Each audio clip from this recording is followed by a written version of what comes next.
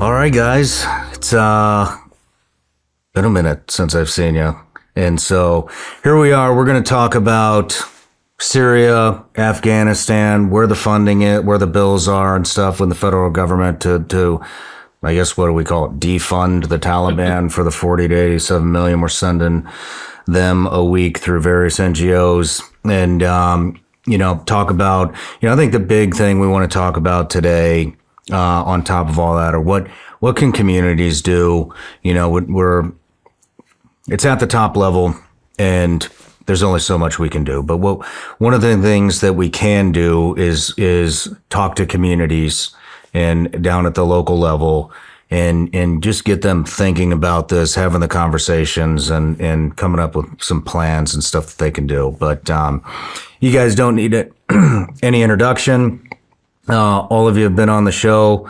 Scott several times, Sarah several times, Legend. But just a quick intro. Legend, can't reveal your face because you're still doing the secret squirrel stuff, and you're back and forth in and out of CONUS, so we will reveal your identity. But Afghan American, former Army intelligence. Sarah, former CIA analyst, former CIA targeter. Scott, former Green Beret. And all of you guys have a very extensive intel type network, and they all seem to be pretty different networks. It's not like you guys are just all getting your information from the same sources. And so that's kind of what we're going to cover today. And I just want to say thank you for coming back. Even though the conversations are heavy, I just love seeing you guys. So thanks for making it back. But so let's kind of start with some of the intel stuff. Sarah, I know you have some info on this. Right now, media is blowing up. Christians are being massacred in Syria. And so give us some insight there. How is this happening? Why it's happening? Give us what you know about the situation going on in Syria. Sure. I'm going to have to go back in time just a little bit.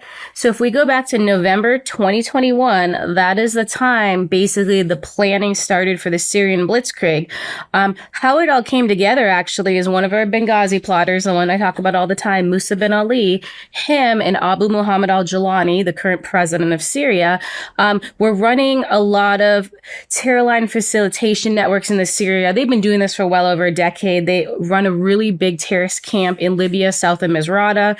And so they got together and basically decided, let's, pull in al-Qaeda and the Taliban, let's do in Syria what happened in Afghanistan, right? So it was November of 2021 when Abu Jawlani came to Afghanistan, and he sat down with Musa, Sirajuddin Haqqani, who is the Minister of Interior of Afghanistan, and Mullah Yaqub, who is the Minister of Defense of Afghanistan, right? And they came up with this plot and planning to do the Syrian Blitzkrieg. So as you can imagine, Jawlani didn't have enough fighters to take all of Syria by himself. So the plan they came up with is the Taliban said, okay, we'll give you training camps in Nangarhar province, right? You can come here and safely train, because at the time, Jawlani's camps were outside of Al-Tanf military base in Syria, and they were being bombed, and they couldn't safely train there. So they moved a lot of their training to Afghanistan, but it wasn't enough. So al-Qaeda, and specifically Hamza bin Laden, said, hey, we'll train a certain number of fighters for you. What do you need? And Jawlani said, I need 10,000 fighters. So for those couple years, al-Qaeda then trained an additional 10,000 fighters inside of Afghanistan on top of what Jawlani was sending, okay? So then they all go to Syria, and as we saw 3 years later, right, November 2024, the Syrian Blitzkrieg happened and Jawlani took over. Now, when Jawlani took over, oddly, the press and the American diplomats, and we saw EU and the UN all leaned in, and they're like, oh, this is bringing democracy to Syria. Oh, he's going to have an inclusive government. Same language we heard in Afghanistan, where the intention is to make Syria just like Afghanistan, to make it an Islamic caliphate. So Giuliani plans to ethnically cleanse the Christians, the Alawites, the Kurds, etc., because that is the plan to bring in the Islamic Caliphate, just like the Taliban has been ethnically cleansing, obviously people from Panjshir, the Hazaras in Afghanistan. It's the exact same playbook, the exact same model, and a lot of the exact same people. So if we're not honest about the roots of how Giuliani took Syria, then we're not going to be able to understand what's going on. But when understand what's going on makes perfect sense. How many Christians have been executed? I don't really know the number of Christians because they've also hit these Alawite neighborhoods. What is that? What's an Alawite neighborhood? It's just another minority in the country. We mostly know the Kurds because we fought with the Kurds, and they're going to move on, obviously, and do the Kurds.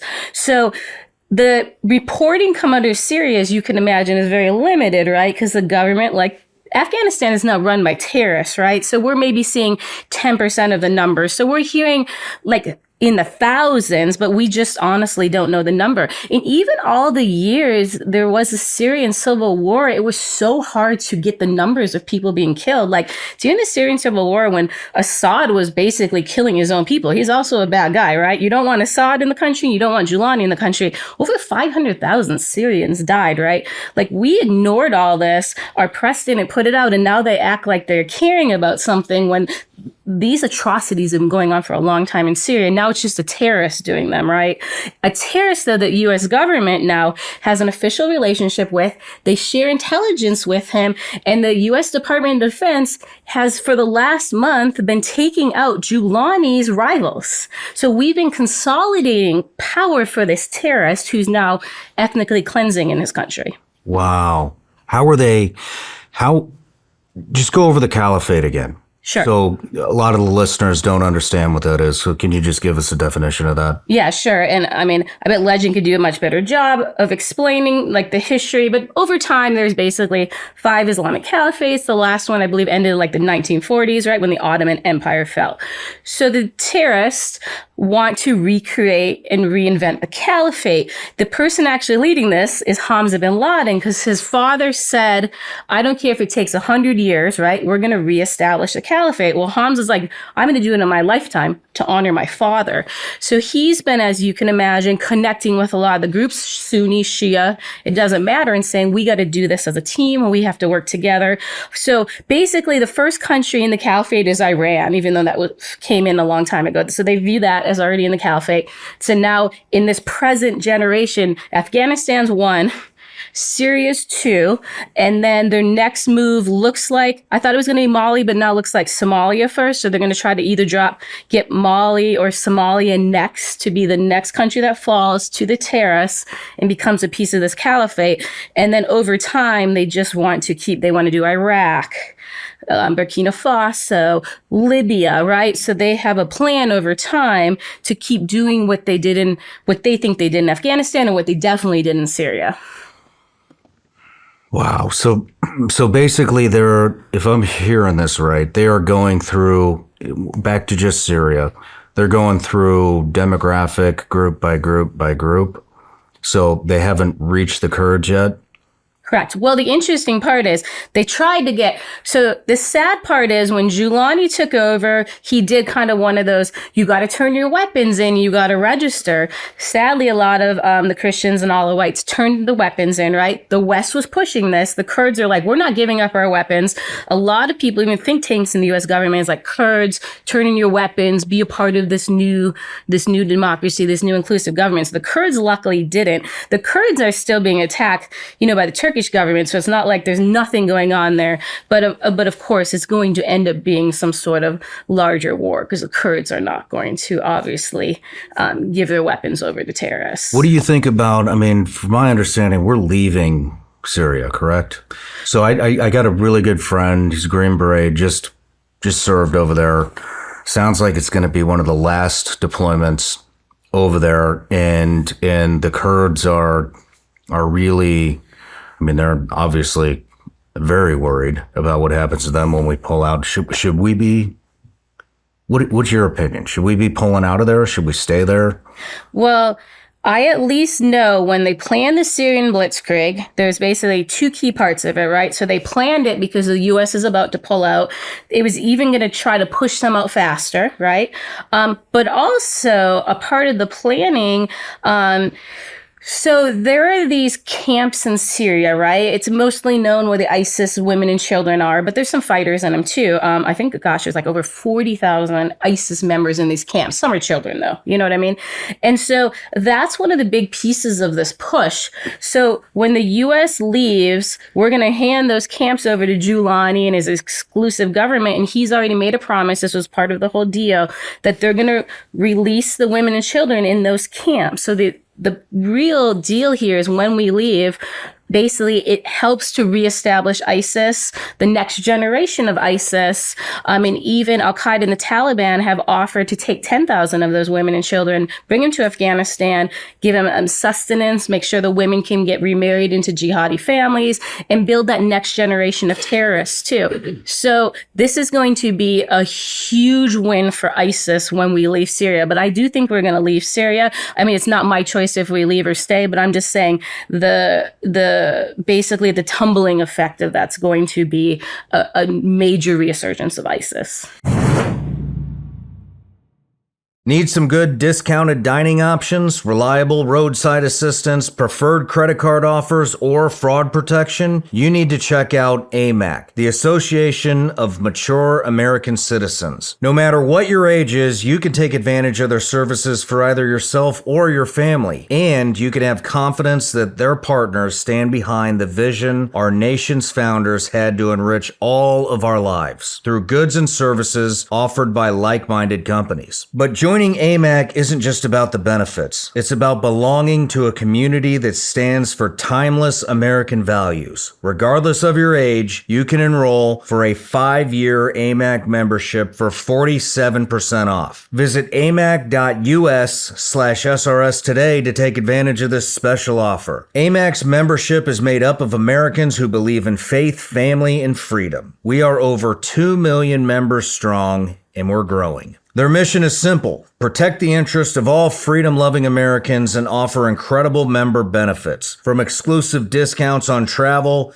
insurance, and everyday services to supporting strong representation in Washington, D.C. AMAC is here to make a difference in your life and in our nation. Visit amac.us/SRS today to join me and millions of Americans who believe in backing their mission. That's amac.us/SRS. Join AMAC and become part of a movement that stands for you, your family, and your future. As you've heard on my show before, there are bad guys out there who want to try to take us down. It's all they think about. And if you ask me, this could happen at any time. Will it be terrorists? Hackers? We don't know. I just think there's a possibility that something's coming. That's why I'm asking you to get prepared, and I'm making it easy. Go right now to preparewithshawn.com and you'll see a 3-month emergency food kit from My Patriot Supply for $100 off. Their 3-month kit provides 2,000 calories a day, the amount most people need in an emergency, down to the calorie. They've studied survival and know what they're doing. If you're like me and want to help take control of your family's safety, this could be your chance. Go to preparewithshawn.com and get $100 off a 3-month emergency food kit from My Patriot Supply. Preparewithshawn.com. We spent 20 years at war. This is for everybody. We spent 20 years at war. The terrorism just seems to be this snowball effect that gets bigger and bigger and bigger. Then U.S. goes to war, it shrinks. As soon as we leave, it seems like it's growing. It seems like every time we leave, it gets bigger, faster. And so do you have something? Yeah, well, I want to point out, so we fight terrorists, but we have no end games for them, okay? So basically all the terrorists I know that we captured in Pakistan got freed, right? Because they didn't go through the Pakistani judicial system. We didn't extradite them to the United States beside a couple of really high level, like Khalid Sheikh Mohammed, right? So after like 5 years, the Pakistani prisons are getting full and they're like, What do you want to do with them, U.S.? Okay, release them. The detainees we picked up in Iraq, re-release them. These ones in Syria are going to get released. The Gitmo detainees, we released 80% of them plus. So we have no end game for these terrorists. So then we put them back out on the street and then they build the next generation. So we're not actually defeating them. We're just holding them 5 to 7 years and then restarting the entire process again. There is no end game for terrorists. Is this on purpose? Is this because U.S. wants to be at war because it's a big money-making machine? Why don't we end it? The problem is, in my opinion, the U.S. plans in 2 to 4 year cycles, how they're funded. Nobody is in it for the long term. One is because of how we elect politicians, but the funding cycles in the Department of Defense, right? It's like, let's get this money this time. Here's our mission. We don't have long-term strategic plans. Everyone talks about it, but it is the greatest example, right? The end of Charlie Wilson's war, when he says, hey, we put all this money into these weapons, right? Let's put money into education. And no one wanted to think of it long term. And then, we got, unfortunately, the problems we had with 9/11. So we are horrible at the long-term planning. There is no long-term end game for terrorists. They know it. They all know they're going to get released. They all know they're going to get back in the battlefield. And so if you have no repercussions, it gives you a confidence. Interesting. Do you guys have anything to add on that? I mean, I would love to hear Legend's take on the long game that these individuals play with the Caliphate. And I think it starts with that. We have a, this is me looking back on 20 years of war. I think we have a very Western way of thinking about things and a preferred way of war. Look at how we took counterinsurgency and we literally lifted it over from Vietnam and applied it into Afghanistan, into that rural insurgency. So we applied a counterinsurgency model and fought it for 20 years and, mixed in with a CT strategy where we were essentially mowing the grass, cutting the heads off, but then new ones grew. But I do think that we really have to look carefully at how do these individuals think about their end game. They're fighting if necessary, a multi-century narrative. They're prepared to stay with this thing, to the end. And they love, it's often said they love death as much as we love life in order to achieve that. So I just don't think we're even in the same arena in terms of mindset. And we don't fully appreciate the level of persistence that they have to meet their strategic goals, and that they have no intention, they being the, small percentage of Islamist radicals who are hijacking this religion, they have no intention of coexisting with the West. See, everybody seems to be, all of our adversaries seem to be such long-term thinkers. China has a 200-year plan. Terrorists have a long game plan. I mean, what do you guys think about what we're seeing in Europe through their immigration policies? I mean, you go over there now, you go to Paris, the kind of the tourism district seems fine. You leave and it's these Islamist extremist neighborhoods, and same thing's going on in London, same thing's going on in Belgium. When me and you were at the inauguration, we spoke with the oncoming ambassador to Belgium. He was talking to us about this. I'm hoping to interview him. Germany, it's happening there. And, I saw my friend Joe Lonsdale put out a tweet not too long ago, and he was kind of, how do I say this? He was just broaching the idea, hey, what happens when Europe gets completely flipped from Christian nations who are run by Christians to Islamist extremists? And what does that look like, not just for Europe, but for the entire world? I mean, there goes our allies, and so, I mean, what do you think about that, Legend? Well, first of all, thank you very much for having me. You're welcome. It's an honor to be here on your show again with Lieutenant Colonel Mann and Miss Adams. I brought you a gift. It's a pakol from Afghanistan. Oh, thank you. Thank you. You're welcome. Well, since we're on gifts, I have gifts for you guys too. It's probably the only reason you keep coming back. Well, now that There I you saw go. that Palmer ate him during the episode, I'm like, good. I'm just going to start eating him now. I'm not even going to bring him home. We can eat them during the episode. Yeah. Absolutely. This could be like a pre-brief. Do these come in ranch flavor? They will work on that. Yeah, I know you very love American. ranch. We should we'll do work that. on that. I'm still addicted to ranch. And one other gift, Legend. You familiar with the unplugged phone? I am, yes. Perfect. I gave Sarah one. I've given Scott one. And so that was developed by Eric Prince. I met with their team, lots of veterans, tech people, entrepreneurs. And basically what that is, it's a way to get around big tech spying on us, basically, stealing our data. And they've put a lot of it's just a great phone. There's a lot of developments that they put into that phone. There's a kill switch, so nobody can listen to you. It actually separates the battery from the actual device, so nobody can listen in. Instagram, X, Google, none of those can suck your advertising data out of that phone. And so it's just everybody's worried about big tech censorship, and so I thought you should have one too. It's a great gift. Thank you. And I thank Eric Prince as well. I recently met him somewhere in the East Coast. He's a very smart man. Great guy. Yes, Great guy. Great guy, gentleman, and very smart man. But thank you very much. My And that pleasure. Eric Prince line is going to probably start a lot of rumors. Good point. But what do you think about what I just said about Europe? I would like to, if you let me, go back to what your first question about Syria. I don't follow Syria a lot. I'm mostly focused on Afghanistan, but it's all connected, you know. And so what I've been hearing is that there are Taliban fighters in Syria. There are Taliban members that supported al-Jolani during his takeover of Syria just a few months ago. And that there are Taliban fighters in Syria right now, currently at the moment.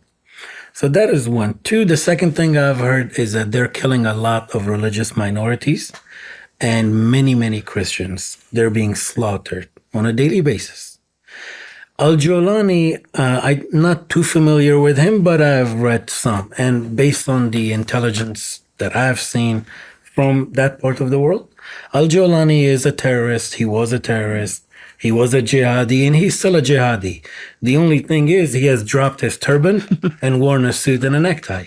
But he is still a terrorist. And so what is really disturbing is the fact that the U.S. State Department dropped $10 million bounty on his head. And all of a sudden, the Justice Rewards Program, State Department website, completely just, the page that showed the bounty on him completely disappeared in a matter of minutes. So he was a terrorist on Monday evening. He was no longer a terrorist. Now he's a state official and he's traveling everywhere. And under his command, his army is actually slaughtering Christians. They're slaughtering Muslims and other religious minorities in Syria. So they aren't just targeting Christians. No, they are killing lots of Christians right now. And this is unfortunately something, unless the U.S. President Trump takes action, this is something that will continue very rapidly. Remember, al-Jolani was a member of ISIS. You saw what ISIS did to Christians, the Christian minority community in Iraq. What did they do? They slaughtered them. They beheaded them. They executed them, dumped their bodies in the river. They're doing the same thing in Syria right now. And don't forget- Levels of horror that were just unimaginable. All the videos we saw, burning them alive, Yeah. put them in cages, drowning them, putting kids in cages, dropping them in the river, that kind of and stuff. they take the women as slaves, as sex slaves. So this is something that President Trump this is unfortunately the Jolani's reward. His status as terrorist was removed by Mr. Joe Biden, the last administration that's one of the final things they did. And so now we have a new administration. I wish President Trump reimposes those, lists him as a terrorist, which he is. And so once a jihadi, you're always a jihadi. You don't change overnight. That man is killing Christians. He is killing other religious minorities. And my fear is that this is going to worsen. It's going to increase, especially now that he has Taliban members with them and he's getting support from the leadership of the Taliban. What about Europe? What about Europe? The immigration? The immigration. Look, Shawn. What happens if it switches? Brother, let me tell you this. I was telling this earlier. If we look at this as, hey, all Muslims are terrorists, you have 1.6 billion Muslims in the world. If they were terrorists, you would see it. You would see the problem. That's not the case. These individuals, and I'm not saying at the same time that there is not a terrorism problem in Islam. There is. And it's unfortunately true, and it's happening in Muslim countries are not taking the lead, taking action against it. Why is it that America should be the one to go and fix all of this stuff? Why isn't Saudi Arabia taking action? Or Qatar or UAE? I'll go back to the European stuff. The immigration. Europe has a open border policy. They allow everyone and anyone in. They don't vet. And then all of a sudden you see stabbings. I recently saw that unfortunately, an Afghan immigrant stabbed, I think, a 4-year-old child and his parent. And then when the cops arrested him, he was just laughing. You will see that laughter in America, here, in our own communities, unless that border is closed, the southern border, and unless you start vetting, unless you start paying attention to who you are allowing into this country. Europe opened its borders, all of these migrants came in, and now they're dealing with it. I mean, the other fear, too, is not just street crime. I mean, when I'm talking about our allies, and we're talking about a no immigration policy, I mean, these are nuclear powers as well. And, we bat back and forth with Iran. Well, what happens when when the UK government gets overturned and it is all Islamic extremist? Go ahead, sir. Well, I think one of the things, too, we focus on like the immigration coming into a country, which we could flip something politically, but it's not the immigration. It's first off corruption in countries. There's a lot of corruption in Europe. And what happens with that corruption is people take advantage of it. Obviously, the one group that's taken the most advantage of it is the Muslim Brotherhood, right? I mean, that's why Switzerland is the number one country in Europe with terrorists in it, especially high-level terrorists, is because of the Muslim Brotherhood influence. Also, Qatar has a lot of influence and money in Europe, and they're a big piece of this. Turkey obviously can't seem to choose sides, and they do a lot of enabling for different terrorist groups, especially ISIS, right? And allow all these terrorists to flow through their borders. They provide them passports, etc. So if you don't deal with the Muslim Brotherhood, ban them, the influence of Qatar, and then you allow Turkey to stay in NATO with their actions, and they have a big play in Syria, then that's the problem, right? It's they're the ones causing the influence, putting the money into politics and making those shifts. So I think we need to be honest about them, because that happens here too. Qatar has a huge influence in our universities, and we saw that kind of play out, right, with so much support of Hamas. The Muslim Brotherhood, we can't even get so the Muslim Brotherhood is banned in multiple countries, right? Like Saudi Arabia, like the Emirates. We can't ban them in the United States because they give so much money to both political parties, right? That's scary. So we need to deal with kind of the heads of the snake here. Interesting. Can I add something? Absolutely. Look, 9/11 hijackers, right?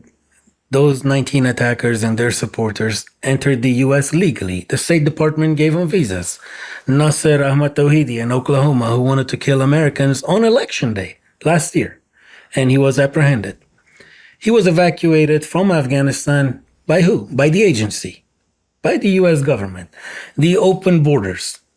The U.S. government keeps the southern border open, or for whatever reason, they kept that border open for 4 years. And we know for a fact that jihadists who want to kill Americans in the name of Islam entered the United States. These criminal organizations, these terrorists, they have hijacked Islam and Islamic symbols. They're not Muslim. They want to kill Americans in the name of Islam. And the U.S. government allows it. They allow these people to enter the country. And in the case of 9/11, like I said, they even gave them visas. Now, look, I am an American Muslim. I've been warning the U.S. government The resistance that is fighting the terrorists on the ground for the past 4 years, they have been warning that these terrorists will attack you again. They're in your communities. The U.S. government ignores me. The U.S. government ignores Colonel Mann, Sarah Adams, the resistance, everyone. And then sadly, God forbid, the next terrorist attack will occur, as it did on 9/11. Then what happens? It's the same politicians in D.C. that ignore us now that will turn around and say all Muslims are terrorists. This is something we need to take care of right away. I don't understand. I mean, there's a lot I don't understand, but why? What is this just? That's why I'm asking, do they want us to get attacked so that we can go and do another war? I just don't see that level of coherence at our federal government level. And this is not administration specific. I just based on, for example, Shawn, what happened with the withdrawal in Afghanistan, that was, I think the National Security Council put out its evacuation memo on 14 August. Yep. Right. And, I have it on good authority that thing was one hell of an afterthought. Like they were scrambling to get that. And this was like who was to prioritize for evacuation. Kabul fell on the 15th. This thing came out on the 14th. So there's nothing, at least that I've seen, that tells me that there's like a coherent approach to this of keeping it going. I think from my perspective, it's more of just an inability to really, it's hubris. I mean, it's arrogance at an institutional level to think that we really comprehend and appreciate just the persistence, will, and capacity of this threat. I mean, even if you just look at like where we are today is so reminiscent of pre 9/11. I went in, I think I was telling you guys yesterday when we did the briefing, I went into and I'll just say it, a Carolina Duke game at Chapel Hill this past weekend, to see a storied basketball rivalry, right? 21,000 seat capacity in the Dean Smith Center, not one metal detector in main primary entry points. The only search that happened was if you had a bag, like if you declared a bag. So there were no metal detectors of a 21,000 seat venue. And I mean, anyone I would hope watching or hearing this like sits up at that, because that's new.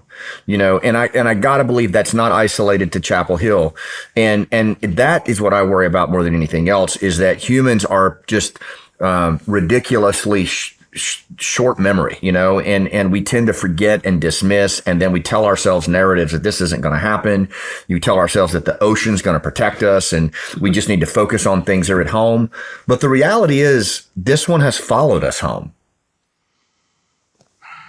Let's move into, we'll get to that. We'll get to what we're seeing and what we can do, at the local community here at the end. But let's move back into what we're here to talk about today. So if you guys have any intel updates since the last time we spoke, I mean, Scott, me and you talk on a pretty regular basis, but it's been about a month, I think, since we've spoken. Sarah, it's been a couple months since you've been here at Legend. It's been several months. And so what are the updates that you're seeing out from Afghanistan and these terrorist networks? Well, I can go first. The resistance is still fighting the Taliban, al-Qaeda, ISIS, ISKP, and the rest of the terrorist organizations that are there. The intelligence networks that America helped build in Afghanistan, they're still operational. I'm not talking about the GDI, the Taliban. I'm talking about the ones that are under the control of the resistance. When you bring up acronyms like the GDI, you have to understand the audience doesn't understand what that is. So the GDI is the Taliban's intelligence service, correct? Correct. General Directorate of Intelligence. The head of GDI is Abdul Haq Wasiq, a man who was a prisoner at Guantanamo Bay, and America released him, and now he's leading Taliban's intelligence. And so there is other intelligence networks operational in Afghanistan. The most active ones are led by President Saleh, Amrullah Saleh. He runs an organization called Afghanistan Green Trend. And there are many other intelligence networks, but by far the most reliable intelligence that I've seen comes from AGT. which is Afghanistan Green Trend. What I've heard and what I've seen, the documents that I've seen shows that pertaining to America, that there are over 1,000 Taliban and ISKP operatives in the United States. And this 1,000 are not the individuals that were emboldened after the United States abandoned Afghanistan and withdrew. These are not the individuals in the Afghan American community, in the diaspora, or those we brought in, 120,000 that were evacuated. They're not members of those communities who are now sympathetic towards the Taliban. The 1,000 or so that I mentioned, these are deep cover operatives that report to Sirajuddin Haqqani and then the leadership of the Taliban and ISKP. And where's this intel coming from? The anti-Taliban resistance. Who's running that? There are several resistance fronts. You met Commander Ahmad Massoud, the leader of the National Resistance Front. There's also President Amrullah Saleh, who's leading Afghanistan Green Trend. And can you talk about him? That's where I was going with this. President Saleh? Yes. Of course, yes. Well, the man needs no introduction, but I'll do my best. He has been fighting in the resistance one way or another since I think he was 15 or 16 from what I've seen. He did intelligence liaison work under the leadership of Commander Ahmad Shah Massoud, who led the resistance against the Soviet invasion of Afghanistan, and then against the Taliban and al-Qaeda. President Mr. Saleh at that point did liaison work. For him, he led intelligence. And then after the United States went into Afghanistan in 2001, he became the head of Afghanistan's intelligence, the National Directorate of Security. So that's the Afghan version of the Central Intelligence Agency. Correct. America helped build it in Afghanistan. The head of that intelligence unit, NDS, was Mr. Saleh. He literally built that NDS in Afghanistan. I don't think there's any American intelligence official that is unfamiliar with Mr. Saleh. He was, and I believe he still is, our ally. And so after that, he became the Minister of Interior in Afghanistan. And then after that, he started AGT in 2011, which is Afghanistan Green Trend, which is one of the main political parties in Afghanistan. Grassroots movement, had millions of members inside Afghanistan. In, I believe it was 2019, Mr. Saleh won the elections and became the first vice president of Afghanistan under the Ghani administration. Ashraf Ghani was the president. Mr. Saleh was his vice president. And so on August 15, 2021, when Mr. Ghani, the former president, fled Afghanistan to Dubai and abandoned everything, Mr. Saleh, Vice President Saleh, did not flee Afghanistan. He instead went to Panjshir Valley, which was the only province that had not fallen to the Taliban. And he declared a national resistance against the Taliban. And because Mr. Ghani had fled, according to our Article 60 and 67 of the Constitution of Afghanistan, Mr. Saleh became the acting president of Afghanistan. Mr. Saleh, President Saleh now, his time in office ended in July of 2024, just a few months ago. And so he, being a spy, I think spies never quit. And so he went back to just like Sarah Adams doesn't quit, spies don't quit. He went back to leading intelligence in Afghanistan, and his network is operational in Afghanistan. And I don't think anyone has as much sources under his control as Mr. Saleh in that region. So that's where a lot of this info is coming from. Correct. He runs, he's correct. Yes. Yes.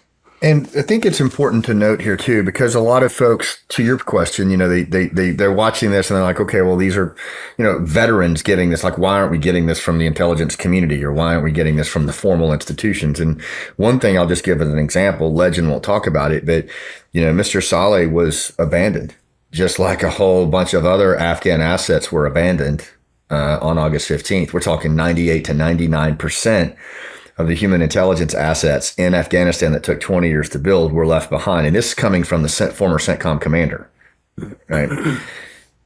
What happened was a lot of veterans like Legend, who had pre-existing relationships, found ways to do humanitarian outreach in those moments to fill the gap because no one else was picking up the phone.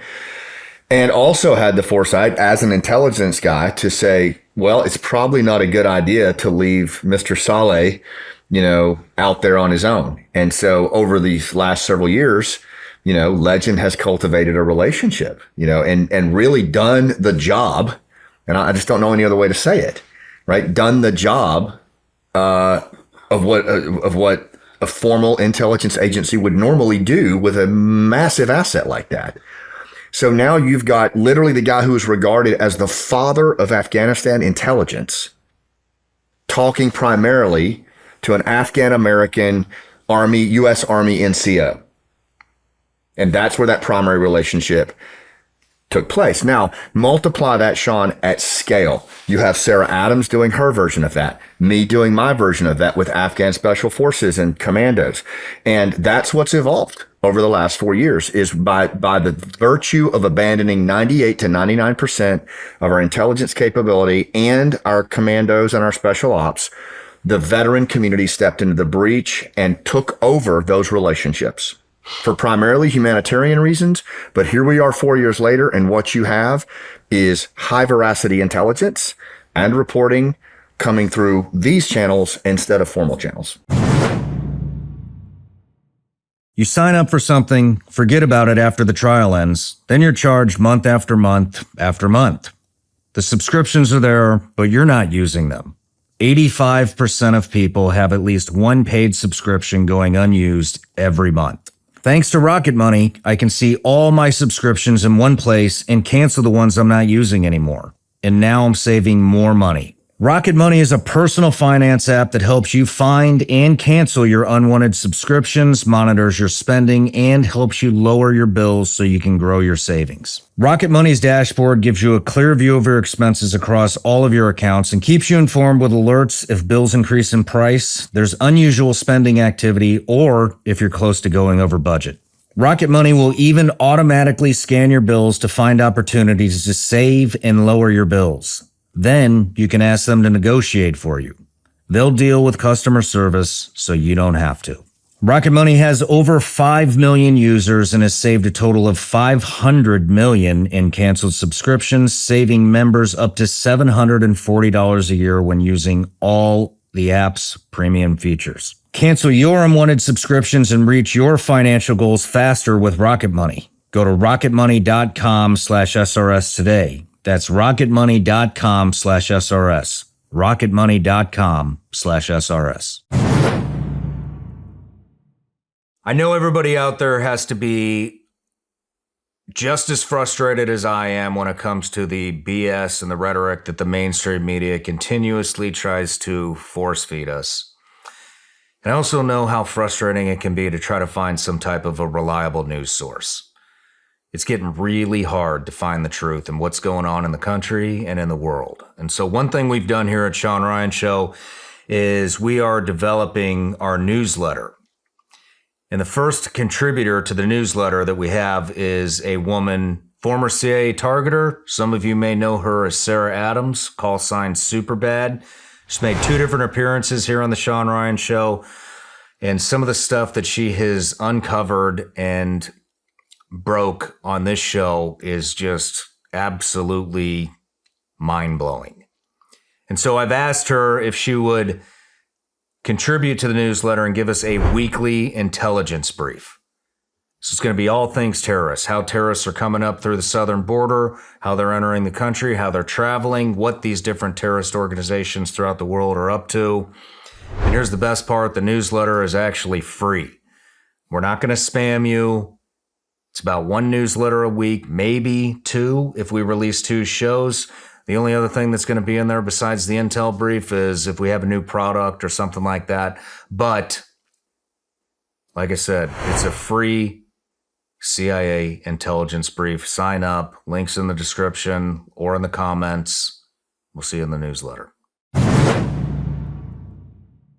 I'll admit it, before Shopify, running my business was tough. Figuring out how to market and sell products, fulfill orders, keep track of shipping and transaction records, not to mention creating a website. Shopify made all of that super easy. Nobody does selling better than Shopify, home of the #1 checkout on the planet. And the not-so-secret, Shop Pay can boost conversions up to 50%, meaning way less carts going abandoned and way more sales going through. If you're into growing your business, your commerce platform better be ready to sell wherever your customers are scrolling or strolling on the web, in your store, in their feed, and everywhere in between.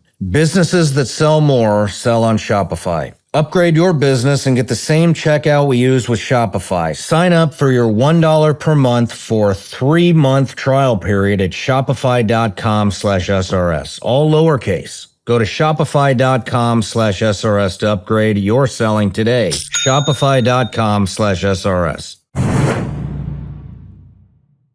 You say we've lost 98 to 99% of all intelligence coming from Afghanistan. Human intelligence. Human intelligence. So why would we just... Why isn't U.S. intelligence agencies, why aren't they keeping in communication with them if this is such a big threat? They have communication. They are bringing intelligence, but it's from the Taliban. So we lost 98 to 99% of our collection, our assets we developed over 20 years. We're now bringing in reporting, but it's from the Taliban. The Taliban is now the source of the U.S. government and the source of counterterrorism information in Afghanistan. So we're now in the cahoots with the GDI.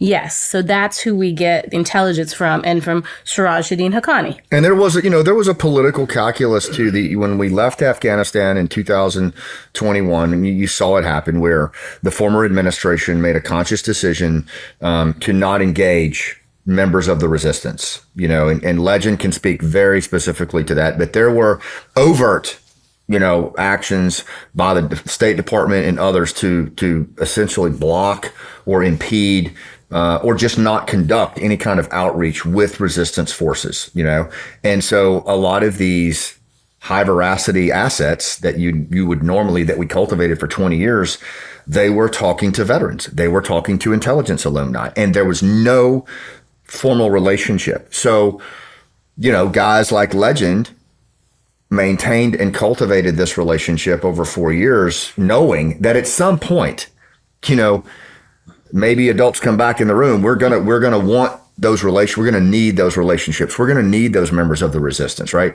And so I think that's where we are today. We're at like this strategic crossroads where we are looking at a new administration.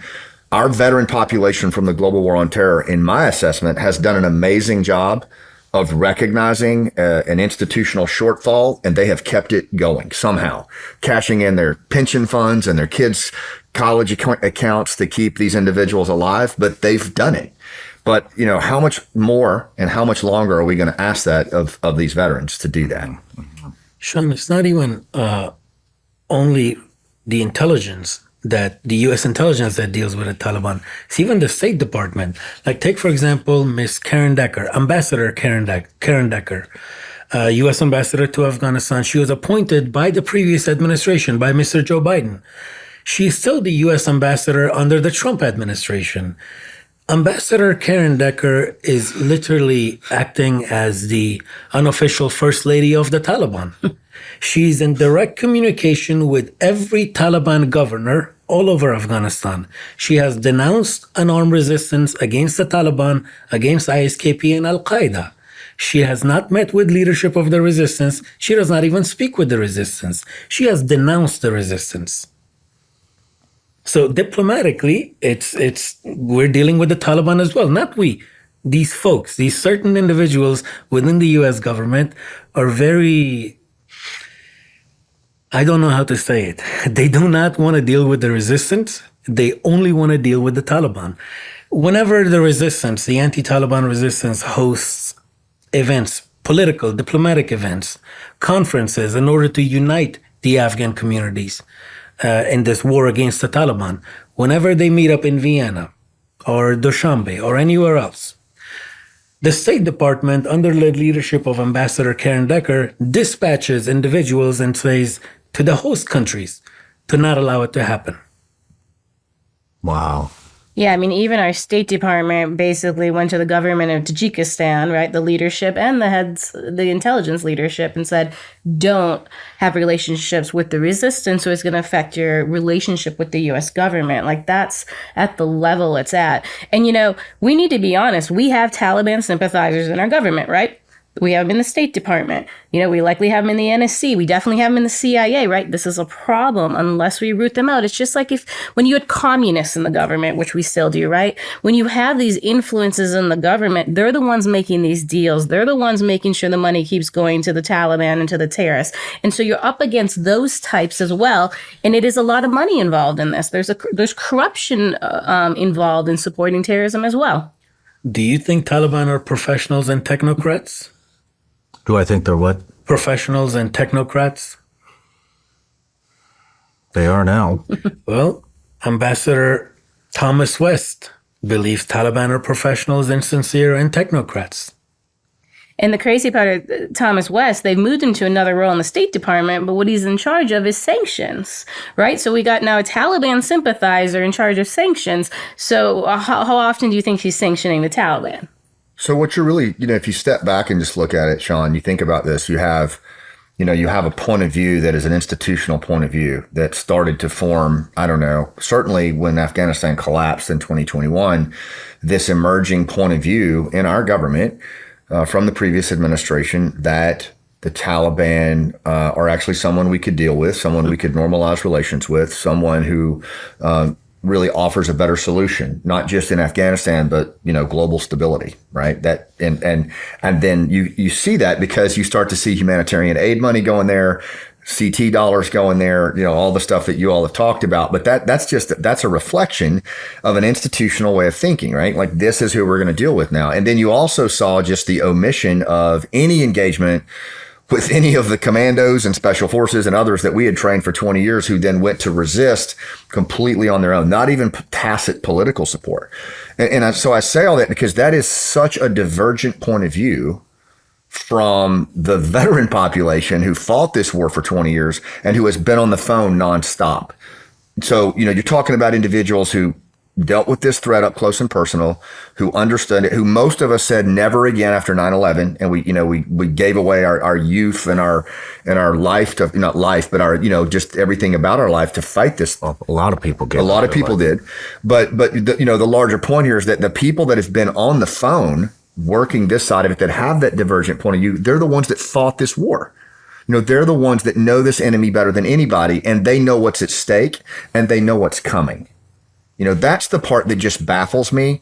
Is it would be one thing if this were all, just a bunch of volunteers who jumped into the fray because they're looking for something to do. But these are people who honestly really want to put this behind them. They've moved on with their lives. I know I feel that way, but they're doing this out of a duty to warn.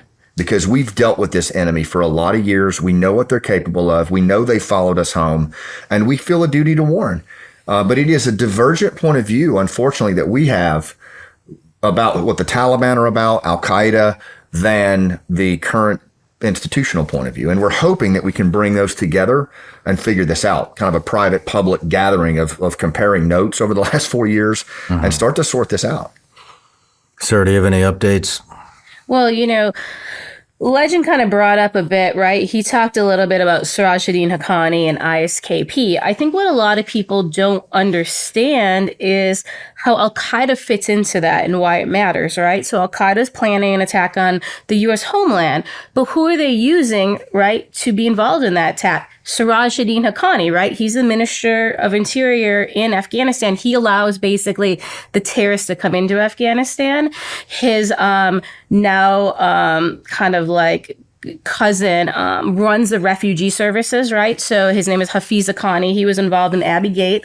He's also involved in the U.S. Homeland plot. He's the one that basically takes our humanitarian dollars and gives it to the foreign jihadists saying, oh, they're refugees coming back into the country, et cetera, right? So there's a whole pipeline of our money going into these foreign fighters enabled by the Haqqanis, okay? Then we have the whole ISKP problem, right? So our counterterrorism dollars goes to the Taliban to fight ISKP. It's a huge farce. We did last month, we did 9 days on Twitter just showing operations the Taliban said they did against ISKP and they weren't, right? There is a joint training camp. You know where we dropped the big, the big mother of all bombs? There is a joint training camp there. It's named after Sirajuddin's father, the Jalaluddin Haqqani Training Center. It has al-Qaeda terrorists there, ISKP terrorists there, and Haqqani network terrorists there, right? So when we talk about al-Qaeda's Homeland plot, they're using the Haqqanis to leverage in the plot. They're using ISIS to leverage in the plot. And then, of course, al-Qaeda's leading the plot. Like, think of how dangerous this is when he says there's 1,000 just under the bucket of ISKP and the Haqqanis, right? Then we talk about all the groups al-Qaeda is aligned with. How many of those are in the country? Because al-Qaeda is saying that's another 1,000, right? So these numbers start to get really big when you bring all these groups under one umbrella to fight a common enemy.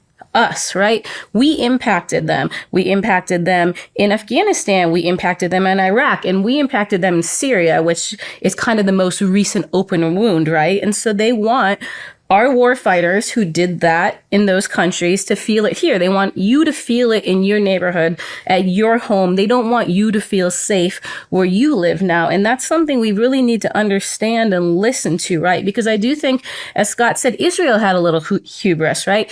There were reports going in. Israel got information. I saw some of the stuff passed to Israel about the Hamas guys training in Afghanistan. And, you know, they did have some belief something's going to happen. They never thought it was going to be the scale it was. Now, the U.S. government's getting the same type of information. Israel's getting probably a lot more. And they're now like, oh, that's not going to happen here at that level, right? We're not going to see that happen here. And that's very, very dangerous, especially when we're talking about just the numbers that came in illegally. But remember, our State Department has been issuing passports and visas to Haqqani network guys.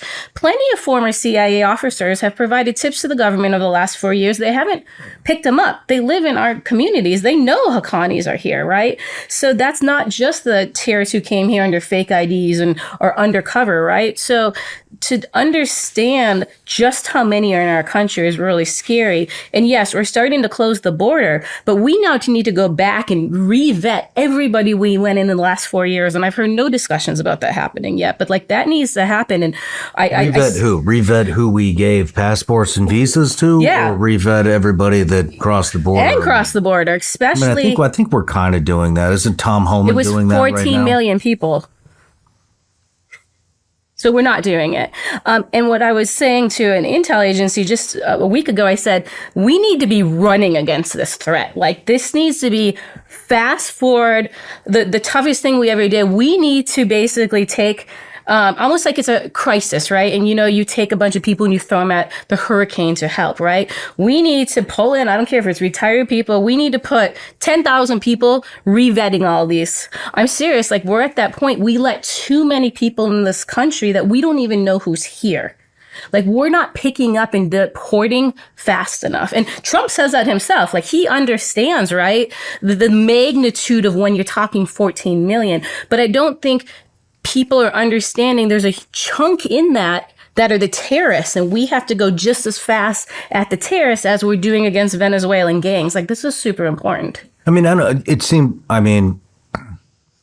it seems like Homeland, Border Patrol, ICE all seem to be very busy to me. So you don't think they're moving fast enough. I mean, how would they move faster? It's only been what? Well, they're moving fast enough, right, on like Venezuelan gangs, but who's doing the vetting to identify the terrorists, right? That's not Tom Homan's job, right? He needs that from the intelligence community. Like, you know, that FBI needs to be stepping up and doing that. DHS needs to be playing a role, right? Like, we need to see, honestly, probably some sort of task force come together to do that.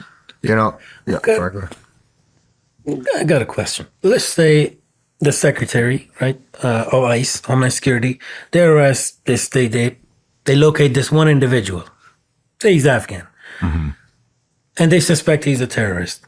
Who did they corroborate that information with?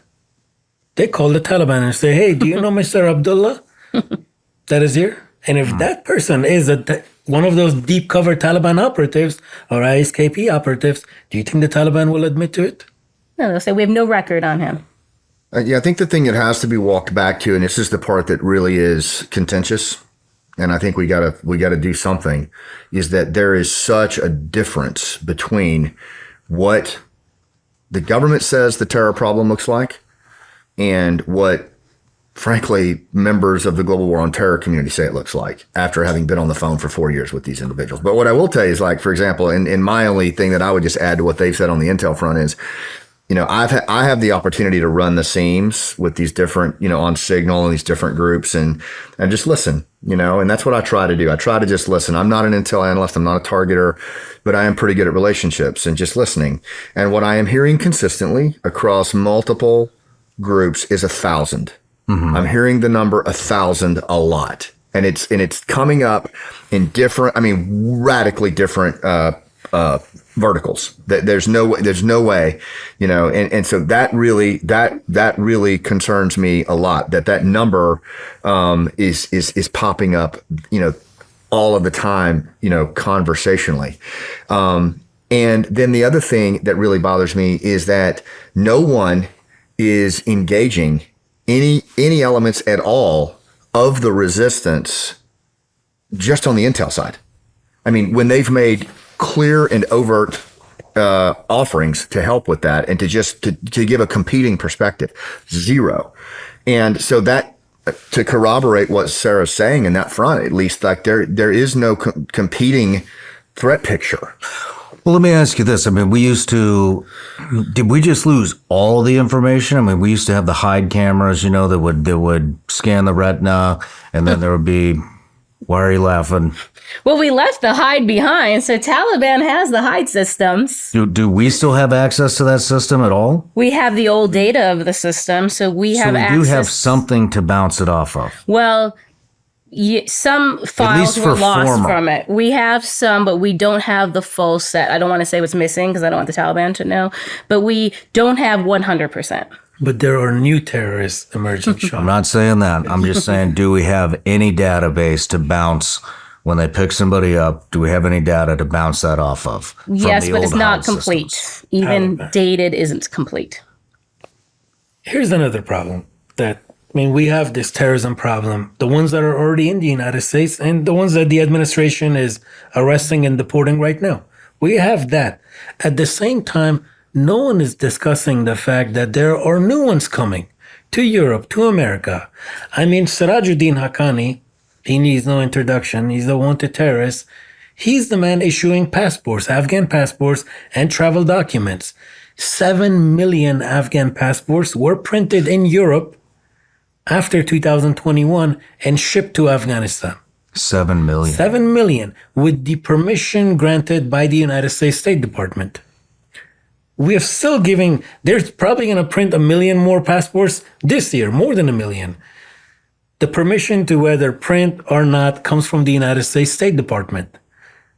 They're granting permissions. We all know where the passports go, to Sirajuddin Haqqani, because Afghanistan cannot produce its own passport booklets, just like it cannot produce its own currency. This was the father of suicide bombing in Afghanistan. Yes, killed over 1,000 American service members in Afghanistan.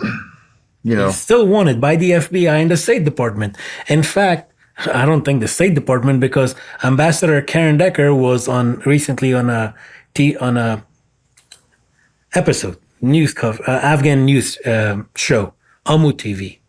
My friend Sameh Mahdi, he asked her, he said, is Sirajuddin Haqqani still a terrorist? Is the State Department still looking for him? She says she cannot answer these questions. She refuses to call Haqqani a wanted terrorist.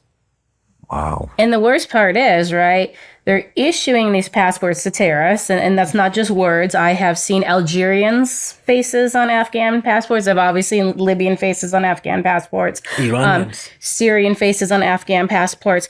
we're also not treating these passports as compromised, which is insane, right? So they don't even act like the Afghan passport's compromised, even though any terrorist can travel to Afghanistan and get their name changed and their face put on one of these passports. You when we were in Vienna and we interviewed Misused, right? You know, one of the things that he said both on and off camera was to really, really pay attention to surrogates, to really pay attention to, he said, you know, al-Qaeda and the Taliban have learned a lot. They are not going to allow themselves to be at the forefront. And then he even said, ISIS is more than happy to do that. You know, he said this back in June. I've had Salih has said the same thing. I mean, very, very well-placed individuals who are cautioning us about this role of surrogates and that what you see is not exactly what you get. And these warnings are coming from the same people who warned us pre 9/11, you know, and we ignored it. You know, we ignored it and we look at the strategic surprise and how our world changed. And I think that's what, at least for me, that's where I'm coming from. I mean, honest to God, I don't even maintain a clearance anymore. You know, I don't. I left the military in 2013. I retired and was happy to do so. Had a good run and, you know, pursuing other things. But a whole bunch of veterans have been drawn back into this thing. And the stuff that we're talking about is not even on the high side security stuff. Like, it's not. It is not even as Sarah said, it's not in the IC channels. These are conversations that are happening in real time between veterans and abandoned assets that, for the best I can tell, this has not been consolidated with the intelligence community in a meaningful way since the abandonment. And so if we don't do that, how in the world are we going to actually have any kind of a responsible threat picture on what's coming our way? And how can we say with certainty that we do? That's my point, you know, because until that reckoning happens, you got literally two different worlds here. Yeah, and there's one other piece a lot of people don't talk about. It's the fact that the U.S. government, let's say if it's the CIA, the State Department, doesn't really matter. That official relationship is with the Taliban, right? So if you're a volunteer and you're talking to a former CIA source and he's giving you valid information, you're trying to pass that to the U.S. government, they want his identity to then give to the Taliban, right? He ends up dead. So there isn't even a safe way for our former sources to get information to the U.S. government due to the compromised relationship with the Taliban, particularly with Sirajuddin Haqqani. Let's say that, I don't believe this, but let's assume for a second that the Taliban will remain a proxy of the United States and the United States will continue to work with them. Well, as the sole superpower of the world, shouldn't the United States government have a plan B and plan C, collect from multiple sources? You know, the resistance is that alternative. And knowing the leadership of multiple resistance fronts, I can tell you that there is zero connections. They're not communicating. Where are we with the funding? You're the one that broke 40 million a week. Then we brought on Sarah that said 40 to 87 million a week. Right, but we actually did, like the third week of January, we did a really good deep dive into the money coming in that week. And that week, the third week of January, was 105 million US dollars. Wow. That week. So I even think saying 87 is low at this point. And that doesn't count the money we also ship to Qatar, because remember, we also fund the Taliban's office in Doha, and that's 10 million more a month. So even the money we talk about that comes on the airplane is not all of it. And that's another thing our government needs to be honest about. There are a lot of pockets of money going to the Taliban. Wow. We really started a conversation here with the three of you guys about that. Tim Burchett got involved. Eli Crane got involved. Marjorie Taylor Greene was at the last press conference, from what I understand. I talked to Tim Sheehy, the senator out of Montana. He's aware of it. He was introducing it into the Senate. I mean, what's the headway on this? Well, first of all, thank you very much for taking that initiative. I'm telling you, Shawn, without you and your supporters who made calls and wrote letters to Congress, we would not have had this much movement. This would not have gotten anywhere because, initially they denied sending money to the Taliban and they attacked us. They said we were lying. And then this continued all the way until the former Secretary of State, Mr. Blinken, was testifying, and he finally admitted that, yes, we gave a few $1 million to the Taliban, right? And then, anyways, it's been everywhere. Everybody's aware of it. Oh, at this point, there is no denying it. There's no denying it. Everyone admits, even President Trump said that, yes, the money does end up going to the Taliban and is going to the Taliban. I brought it up in his interview. Yep. Yes, you did. And Elon Musk has now repeated it too. So, and that's all came out of this show. I have so much to thank you for. And officially, on behalf of the entire resistance, on behalf of President Saleh, Commander Misused, let me thank you once again for taking that cause. It means a lot. It's very troubling that U.S. taxpayer money goes to the very individuals who killed not only Afghans, but American soldiers as well. The bill is H.R. 260, No Tax Dollars for Terrorists Act. Congressman Tim Burchett, we could not have done this without him. He's an amazing human being. He's become a very good friend. I have to say this as well. His entire office have been professional and very helpful, whether it be his district office in Knoxville or DC office. John, Kelsey, Pruitt, everyone was super helpful in this legislation. It is waiting for the Speaker of the House to put it on the House floor so members of Congress could vote on it. For some reason, it's being delayed, and I don't know why. No one knows why. The bill is ready. It's a great bill. It covers not only the fact that the money is going to the Taliban, but I'll add another thing. Do you remember when Secretary Blinken was testifying and Congressman Tim Burchett asked him, you're giving money to the Taliban? He said, oh no, we're not giving money to the Taliban.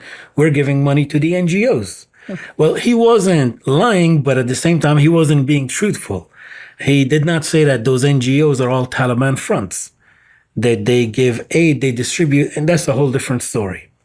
Congressman Tim Burchett's bill, this new bill that he has introduced, No Tax Dollars for Terrorists Act, it includes the NGOs, it includes the Afghan fund that is being managed by Afghan Americans who are pro-Taliban and Taliban supporters, and it covers the $40 million. We need this bill to pass. All Speaker Johnson has to do is put it up for a vote on the House floor so members could vote on it. I talked to Tim a couple of weeks ago, and he said that the holdup seemed to be, and that Mike Johnson was on board with this, is that they didn't want to attach anything else to the bill, so that to give somebody a reason to vote against it, because Tim had said, we have to get this bill in as a single bill without all the other stuff attached to it, so that he nor anybody who's against this has to vote against the bill, then rewrite it up and bring it out again. And he had told me that Mike Johnson seemed to be on board with that, and that was maybe kind of the holdup, is that they need to introduce it as a single bill so that everybody can vote against it, and they can hold people accountable that don't vote against it and get it out there without giving them the excuse of, oh, well, this other thing that was attached to the bill, we're not for that, so we had to vote against it. Otherwise, this other thing would have happened. All I know is the bill is ready. It's a very good bill, and Senator Tim Sheehy also introduced a carbon copy of this bill at the Senate. So both bills are ready. It's just waiting for Senator John Thune and Speaker of the House Mike Johnson to put it up for a vote. And I hope they do. Is that's the latest? That's the latest. That's the latest. But a lot of members of Congress supported it. Congressman Eli Crane was very helpful. I was in D.C. with him not too long ago. He was very helpful. Chairwoman Marjorie Taylor Greene was very helpful. Anna Paulina Luna was helpful, and a few others. But once again, I want to thank you and Congressman Tim Burchett for this initiative. Bring it for a vote. Hashtag it. Yeah, hashtag it. Let's take a quick break. When we get back, let's talk about, what communities can do. It's at the top level. In my opinion, we've done everything we can do to get it at the top level. It is all the way to the top. It's in every agency. It's everywhere. Everybody's aware. And so it's kind of, it's out of our hands. We've done everything we can do. And unless you guys have something that I'm not thinking of. I mean, there's members of the administration that have reached out wanting our perspective. And I mean, I find that encouraging. And I think there'll be an opportunity to do that. And then we'll see what happens. Yeah, but really, at least the last month or two, my main focus has been helping communities, right? That's why we're here also briefing your community, because it's more than a duty to warn, right? We want to get Americans prepared. If nothing comes down from the federal government, we don't care. As long as you are aware and and you're preparing your community, that's what we need to be doing right now. It's like a duty to warn up and a duty to prepare down. Yep. So we're on the prepare piece. Yeah. All right. Let's take a quick break. Now is the perfect time for a little spring cleaning, starting with your kitchen. Level up your cooking game with Hexclad, the best pans I've ever owned. Hexclad is like your favorite cast iron skillet, but without the mess. It's got the durability of stainless steel, the nonstick magic of a nonstick pan. It's sleek, and I really love that it does exactly what it promises. No more scraping burned food off the pan. You can just toss it right in the dishwasher. And Hexclad's Japanese Damascus steel knives are sharp and tough, perfect for leveling up your meal prep. Hexclad's products come with a lifetime warranty and literally the last time you'll ever have to buy these kitchen essentials. It's time to leave behind the delivery fees in that scratched up pan you've been clinging to since college. This year, cook like a pro. For a limited time only, our listeners get 10% off your order with our exclusive link. Just head to hexclad.com/SRS. Support our show and check them out at hexclad.com/SRS. Make sure you let them know we sent you. Bon appetit. Let's eat with Hexclad's revolutionary cookware. All right, we're back from the break. We were just talking about the funding. Is it stopping? Where's it at? What are they using this funding for? A lot of things. Well, let me first tell you how the Taliban profit from this money, if you let me. The money basically goes from the U.S., cash $40 million a week, to Soleimania and Iraq. Cash is loaded on charter planes and it arrives at Kabul International Airport, which is under the control of Sirajuddin Haqqani. From there, a convoy arranged by Haqqani takes the $40 million, takes it to the Afghanistan International Bank, which is not a Taliban bank, it's just a normal bank. But they don't have the authorization to convert the US dollars to Afghanis. So what AIB, Afghanistan International Bank, does is they give the money to the Taliban-controlled Central Bank of Afghanistan, which is like our Federal Reserve. The Central Bank of Afghanistan is currently managed and run by Nur Ahmad Agha, a sanctioned terrorist who was sanctioned by the United States for financing bomb attacks against American soldiers, which killed many American soldiers. He's still sanctioned, and he gets $40 million at this point. He has monopoly over Afghanistan's the money market rates. Mm-hmm. And so during the conversion, he invites members that are companies that are affiliated with the Haqqani network and senior leadership of the Taliban, money exchangers. And they come and they all bid on who wants to buy each dollar and for how much. And so the winners every week are individuals associated with the Haqqani network. And because they control the money market, they basically take a cut right there. And then the Afghanis are given back to the Afghanistan International Bank, which then deposits the money into the bank accounts of these NGOs. Now, there are about 2,500 or so Afghan NGOs and about 300 international NGOs, including American NGOs. Now, these Afghan ones, every last one of them, their licenses and permits to operate were given to them by the Taliban. And I've said this to you previously. If you go and you open an NGO in Afghanistan, the Taliban will not give you a license because you're anti-Taliban. So all of those NGOs are pro-Taliban, they're sympathetic towards the Taliban, and they get their licenses. Now, at this point, these NGOs, they have to order goods and services, right? So what they do is they, let's say 50% of the material that they need comes from abroad and 50% they purchase from Afghanistan. Rice, wheat, flour, oil, medicine. Mm-hmm. They can only purchase from a pre-approved, a list of vendors that are given to these NGOs by the Taliban. So the NGOs cannot buy from Mullah Shawn Ryan's Afghan store. They can only buy from that particular store that is operated by the Taliban. Now, the other rest of the materials that they need usually comes from Kazakhstan, Uzbekistan, and Dubai, but you cannot buy those in Afghanis. You can only buy those in dollars. So these NGOs, they reconvert the money through the Central Bank of Afghanistan, and during the second conversion, the Taliban take another cut. Then the money is deposited to move to UAE, to Dubai. The bank that moves this money is called Azizi Bank. It's not even a bank, it's a Ponzi scheme. It's a bank that is managed by the Taliban. Money arrives in Dubai, and then these NGOs order bulk, like several tons of rice and wheat and medicine, medical equipment, and they transfer those materials in bulk to Kabul International Airport. The company that brings these for these NGOs is Habibiyar Group. Habibiyar Group is owned partially by the brother of the current foreign minister of Taliban. And so he takes a cut. He charges for his services. The moment this material, the aid, lands at Kabul International Airport, the Taliban charge customs and taxes and fees, right? So that's where they take another cut. And then the aid arrives at the offices of the NGOs, which then they distribute. Now, who do they distribute the aid to? To a list of hungry and poor Afghans provided to the NGOs by the Taliban.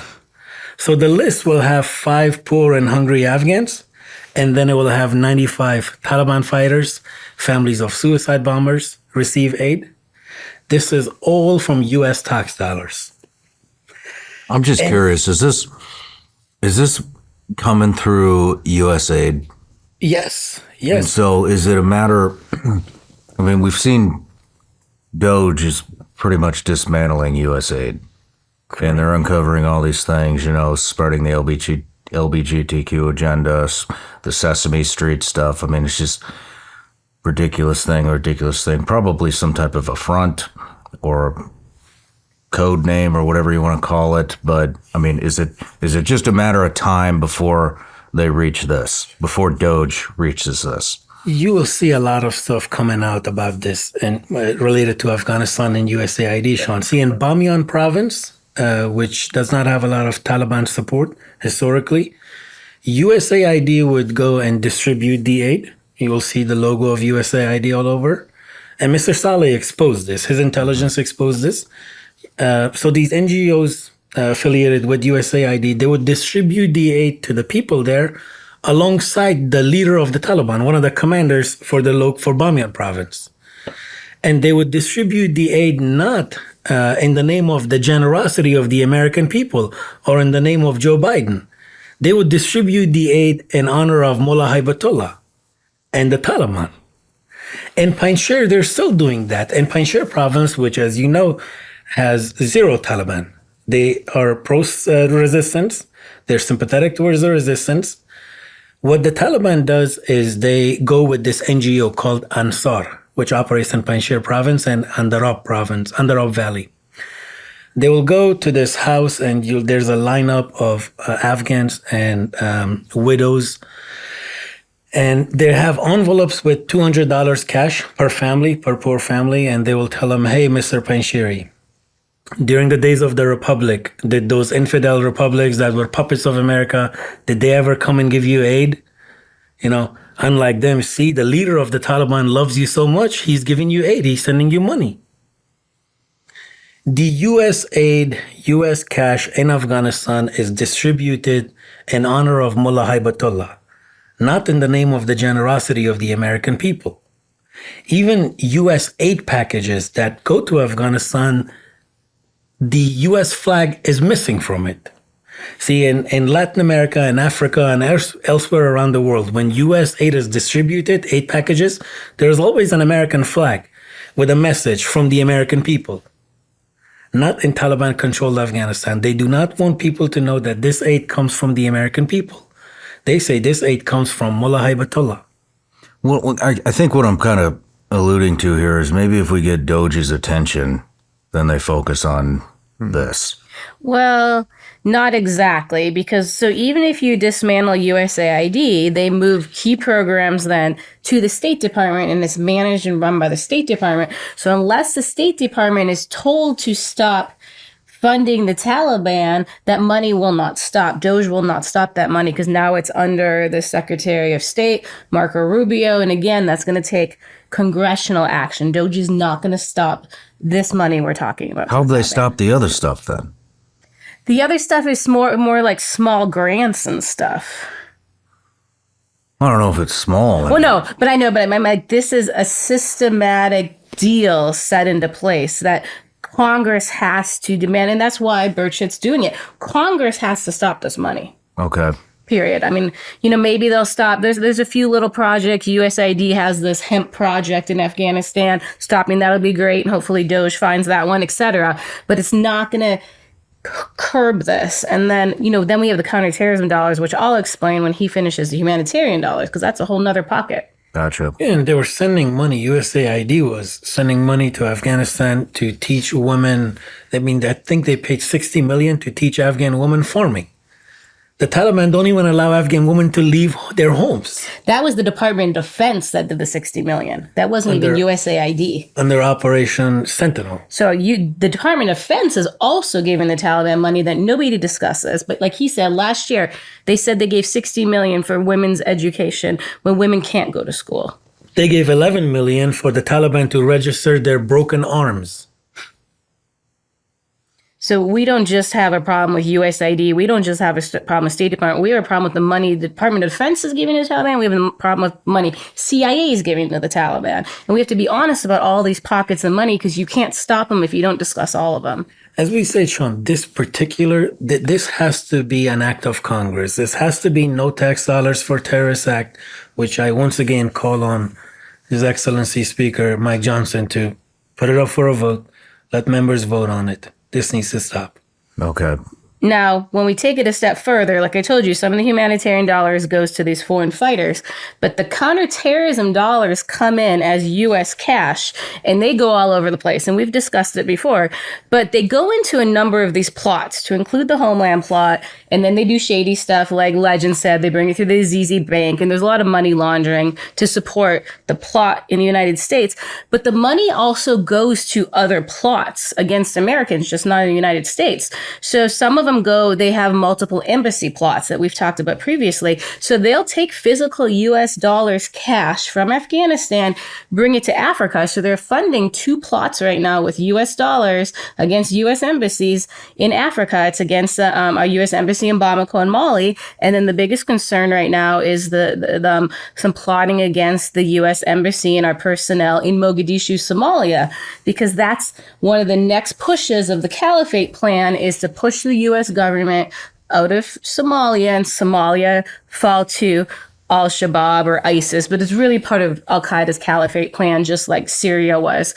So we are actually funding, with these dollars we send to fight ISIS, plots against us in Africa, of all places, besides here in the homeland. I mean, it's insane that we're funding these incidents that are going to kill Americans, because think of how that's going to come back, right? We have some Americans die, let's say Mogadishu, we have a bombing go off in Virginia, and then when you track the money down, the money came from the US government.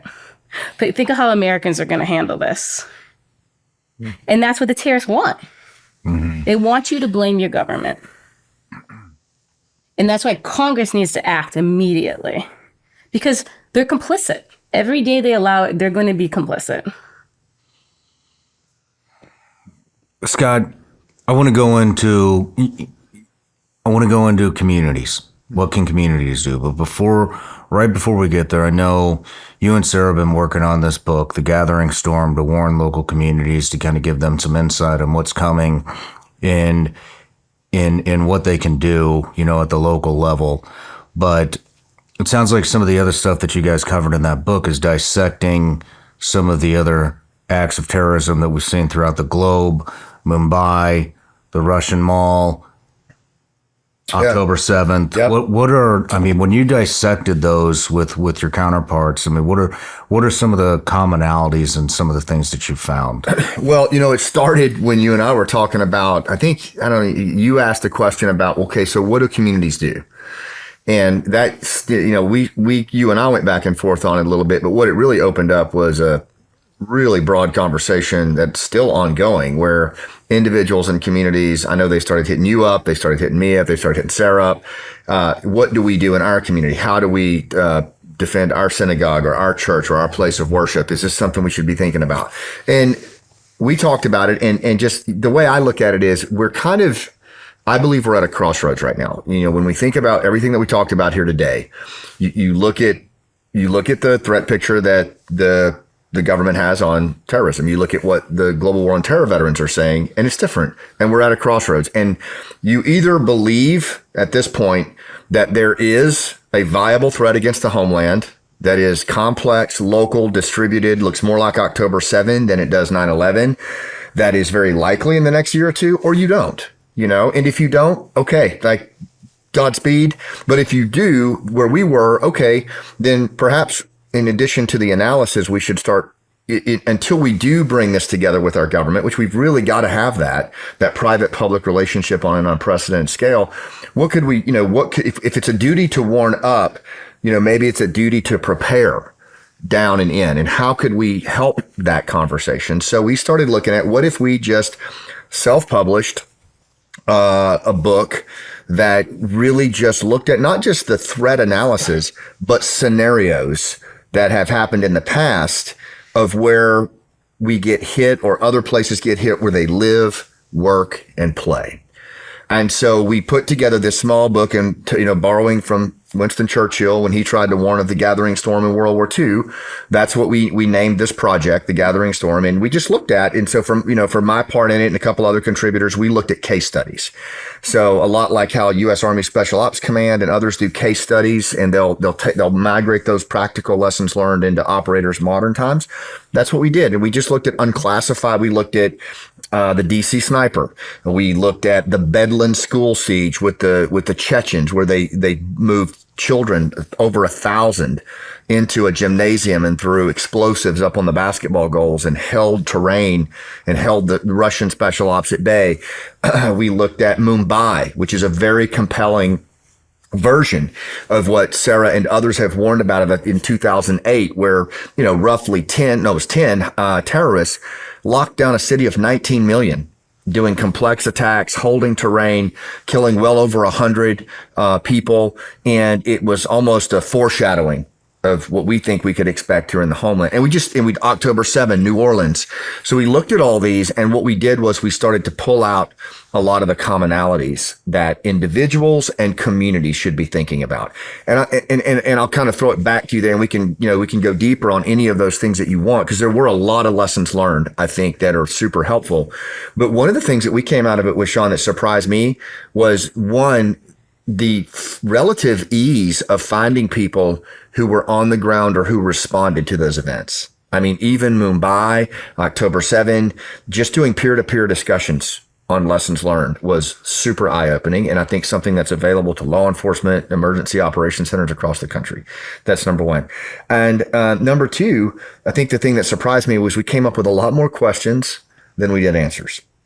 And just like yesterday when we were talking to the sheriff's department in your county, it's different in every county. It's different in every municipality, because context is everything. But if these attacks are going to be locally manifested, then that's where the conversations need to start, because that's going to be the real resilience in that. So we came away with a lot of questions, and where we didn't have the answers, we just put the questions in there. Here's what communities should be asking themselves, and hopefully more books will be written, that are, technically specific on those questions, and we just keep it going. So that's the project, and happy to jump into any parts about it. Because like I said, between the Intel contributors and the operators, that a lot of good stuff came out of it, a lot of lessons. What are some of the top lessons? Without dissecting all of it, what are some of the top lessons? I would say probably at an individual level, the first thing is, to do your own research, to not let fear dominate, but to question things, to question what we're saying, to look at a lot of these case studies, to look at a lot of the examples on your own. I think that for you and your family, this is not just terrorism. This is any crisis, but certainly for terrorism, I think you should look at the threat itself, and then you should look at scenarios that have been similar to that. And between those two things, you can derive a lot of insights on kind of what you should be doing. Some of the preparation things that came out of it were thinking about how would these scenarios unfold? Like, look at your daily pattern of life. What are the local cafes that you go to? Where is your local movie theater? Where's your daycare? Where do your kids go to school? What are the gatherings that you typically go to throughout the year? Do you go to a lot of concerts? Do you go to ball games? And I think starting to just look at those with intention and starting to ask yourself hard questions about, okay, if I looked at, for example, the Nova Music Festival, I look at the Crocus City Music Hall where ISIS hit. What are things that I can derive from that I could look at the places that I go to is there actually a security plan here?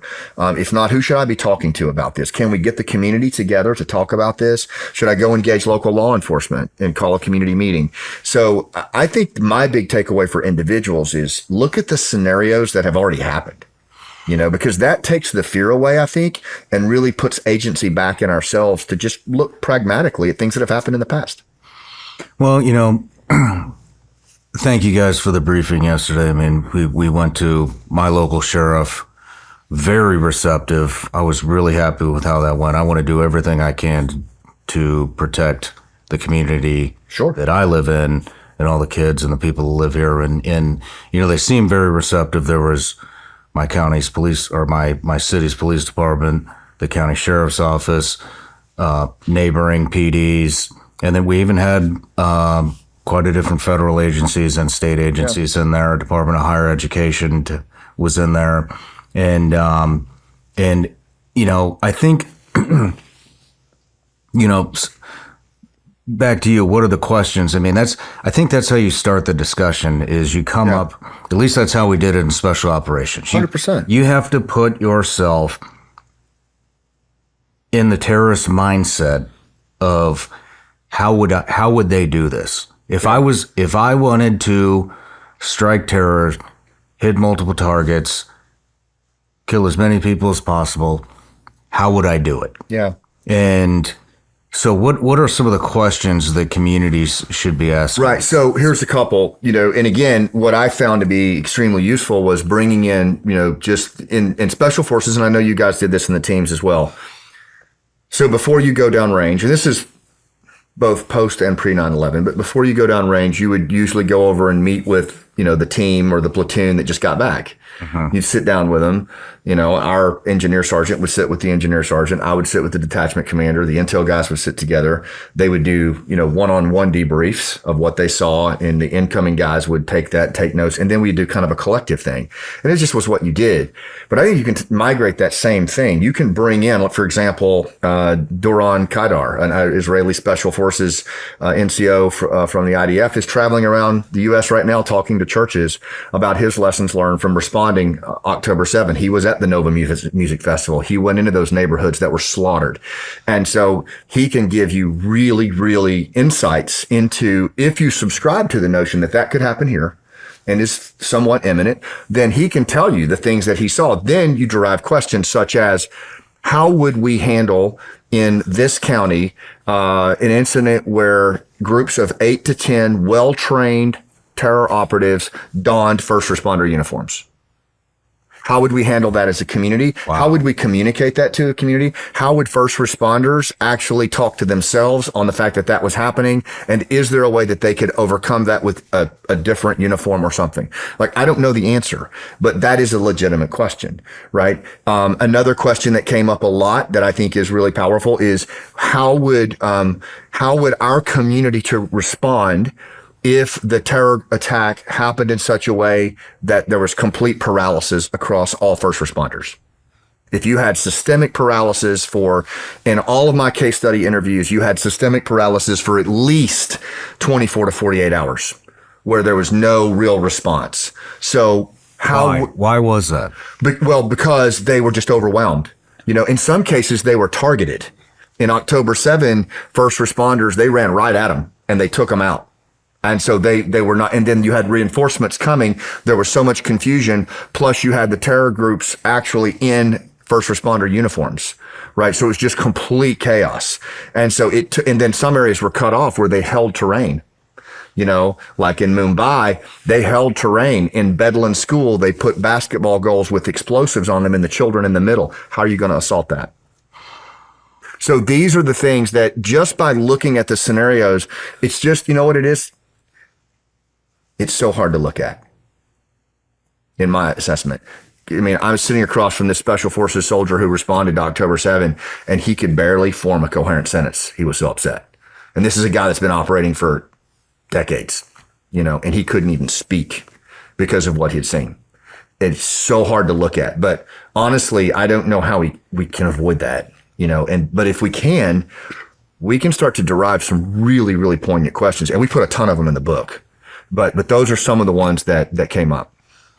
Yeah, and some other really interesting points is, right, we know, at least from the training in Afghanistan, what pieces of it'll look like, right? So there's one piece kind of also pulled from Mumbai is the idea of these like attackers who fight to the death, right? Because it's not like in Israel, you'll go and do an attack, you can grab, kidnap someone and leave and go back into Gaza. When they come in the United States, they're here to do the attack and they're here to die, right? There's no exit plan, right? So now we need to talk to law enforcement, like, what's it like to fight someone who wants to fight to the death? And how do we learn that? Okay, we go into our community, we talk to people who fought in Ramadi, in Fallujah, bring them in, have them talk, be consultants, advisors, tell us what it was like to fight that enemy. We can do that. Another really big piece is suicide bombers, right?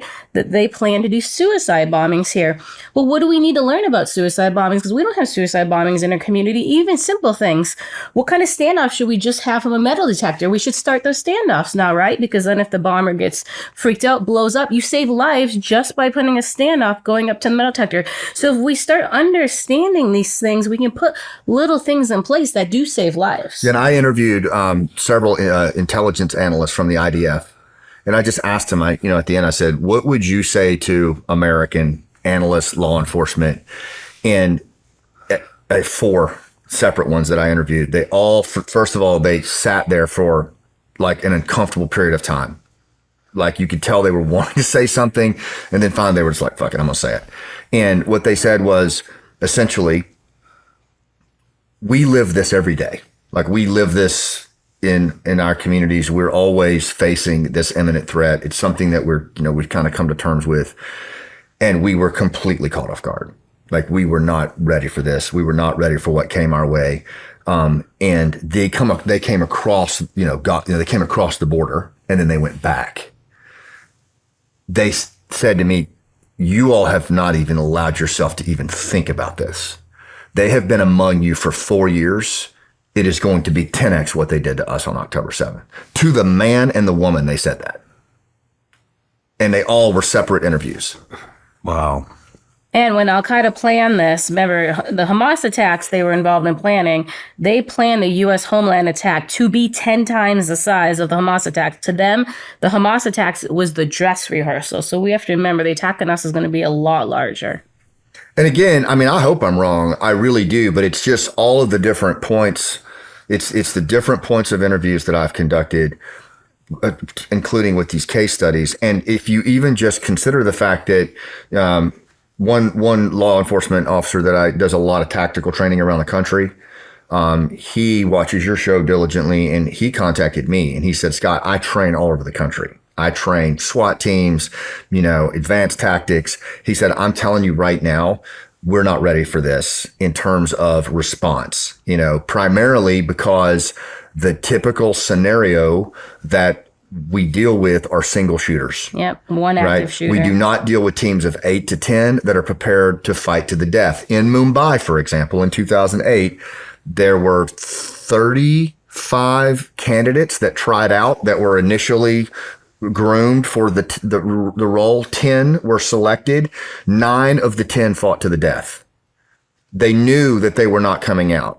Right. And so we've just never faced anything with that. And then if you look at, for example, the Crocus City Music Hall or the Crocus Music Hall just recently where ISIS hit in Russia, that was a complex attack where they had incendiary devices. They set the place ablaze.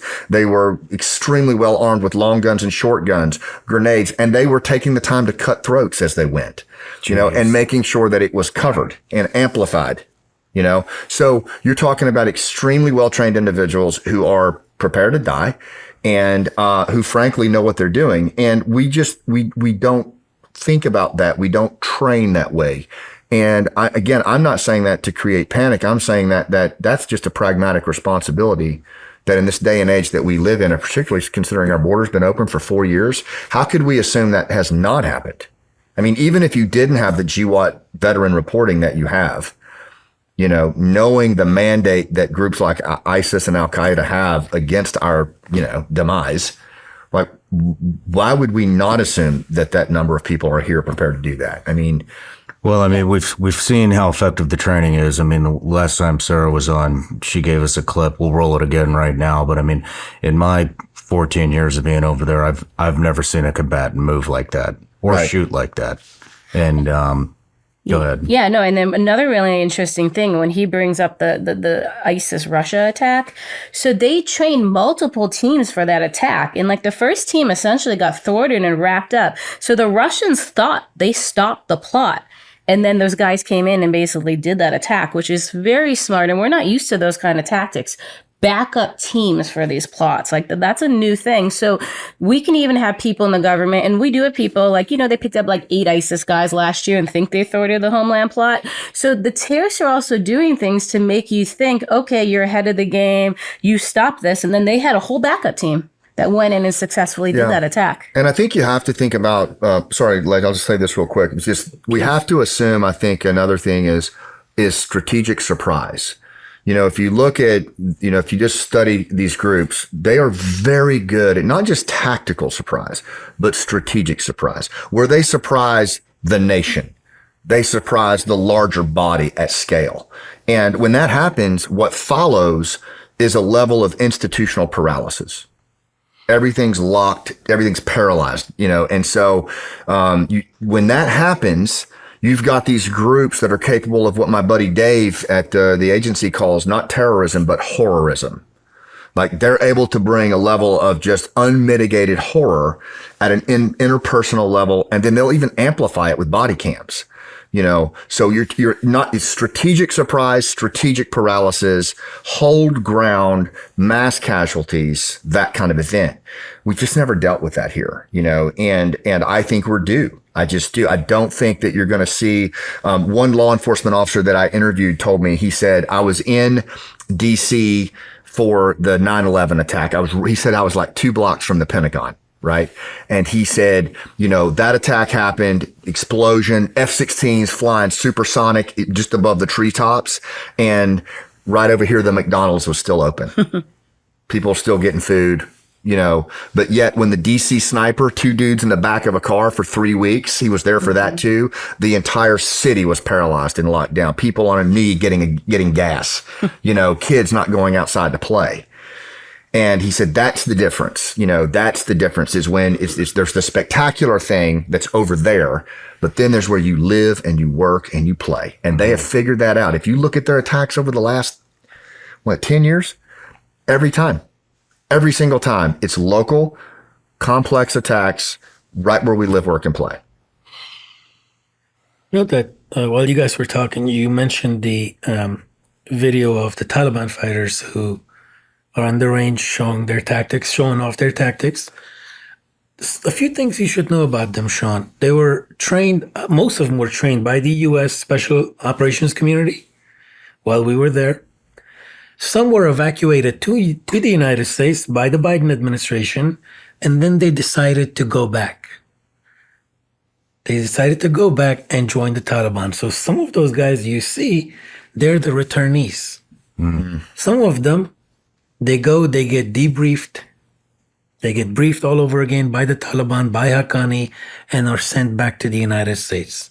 So don't think that that individual you see in the range is only in Afghanistan. No, they're going back and forth. There are Afghan Americans from California, from Tennessee, from Florida, from New Jersey, New York, that have went back and joined the Taliban, that are serving with the Taliban right now. And these folks go back and forth. You know, I know you briefed a couple governors, you briefed local PDs, sheriff's offices, I don't know who else, but, you know, one of the things, and I don't know if this came out of this or not, what you guys are doing, but it's like Florida seems to be kind of leading the way with this, they've set up the National Guard Special Missions Unit, where they've utilized a lot of special operations veterans as kind of like a volunteer special unit task force, special missions unit task force. And so I'm hoping they do that here. Are you guys getting any? I mean, that just seems like a great way, because even yesterday during the briefing, it was you know, allocation of resources seemed to be like the primary concern, right? Yeah. And how are they gonna? I mean, and that's something that all these communities need to be thinking about. Is, you know, I mean, look, police are already understaffed, right? Because the last 4 years, the defund the police thing, and so you really, you know, PDs, sheriff's offices, even at the federal, state levels, you know, they need to be thinking about allocation of resources and how fast those resources are going to be used up. And so you need to be thinking about neighboring PDs, neighboring sheriff's offices, state assets, federal assets, and how we can help each other. Yeah. You know? Yeah. You can even look at, you know, so for example, some of the things that we looked at were like Western North Carolina hurricane, the chemical spill in East Palestine, Ohio. Like those are not terror events, but what they were situations where a crisis expended the capability of the organic response force in minutes. Like that, you know, they couldn't respond. They were not effective. And so what you saw were individuals and communities that were on their own. And then you also saw, and this is what I call the GWAT X factor, right? You saw these global war on terror individuals responding, you know, either from the local area or even trucking in and responding. And it started with the Afghanistan collapse, but it's been happening, the fires in West Maui, the Western North Carolina hurricanes. So there's kind of some new stuff that's happening. And I guess where I'm going with that, Shawn, is that I think we have to look at this level of threat. And it's kind of like I said, you either believe it's real or you don't. If you do, then you have to give it its credit and give the enemy a vote that this thing will massively exceed our organic capabilities within minutes. And if that's the case, then I think we have to have a paradigm shift in our private-public partnership. The government and the communities, the government at all levels, and the communities have to work together on a scale we've never done before, and that we usually only do after bang. I'm saying, and this is why I think Sarah's sense of urgency is so compelling, there's just not a lot of time. I think we have to assume that the 4 years of an open border, eye off the ball, like there's such an advance to us of where we are. So a lot of this is, how do we plan together? How do we work together? How do we look at global war on terror veterans being a part of this? You talked about the Florida piece, and I don't think you'll mind me saying this. Like, you know, Sheriff Naco is in Pasco County is really good at engaging local veterans, and not just for their analytical skills on the intel side, but also their operational skills. Like Sarah said, they fought in Ramadi, they fought in Fallujah. They know how to do a threat vulnerability assessment of schools. So I just think it's kind of all hands on deck, man, honestly. But the asset that we have that we are not properly utilizing our communities. Our communities have a lot of potential. The top-down government has got to figure that out. They've got to include them in the discussion. And I think it's the best last chance we have. I mean, GWAT veterans are, I mean, you've already covered this several times just on this specific show, but very open to help. They want to help. And so yesterday in the briefing, you had brought up, expect blockades, expect not to be able to reach the venues. And so, you know, and I had brought up, hey, like, you know, I understand you guys, you know, you don't have all the resources that you need, but you can utilize the local community. I mean, I brought it up, you know, when I was in the SEAL teams in 2004, 16 guys, you know, 16 guys went into Athens, and we developed 5 routes into every Olympic venue in Athens, outside of Athens, how we would get there. And not only that, I mean, guys that have done the job, you know, I mean, how many times were you infilling a target, it was blocked, and then you had to deviate, find another route in? I mean, we're really good at this type of stuff. And so even if you can't allocate your officers to develop that plan, you can reach out to the community, have your community find the qualified people within the community. They're out there. There's a ton of them here, you know, to develop just the routes. And I mean, and I know you're saying like, we don't have time. It's going to take time, it will. You know, and you have to start somewhere. So I don't want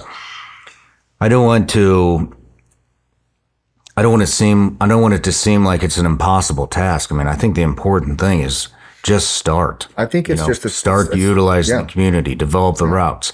You had talked about the communication piece and that it would be very likely there would be no comms.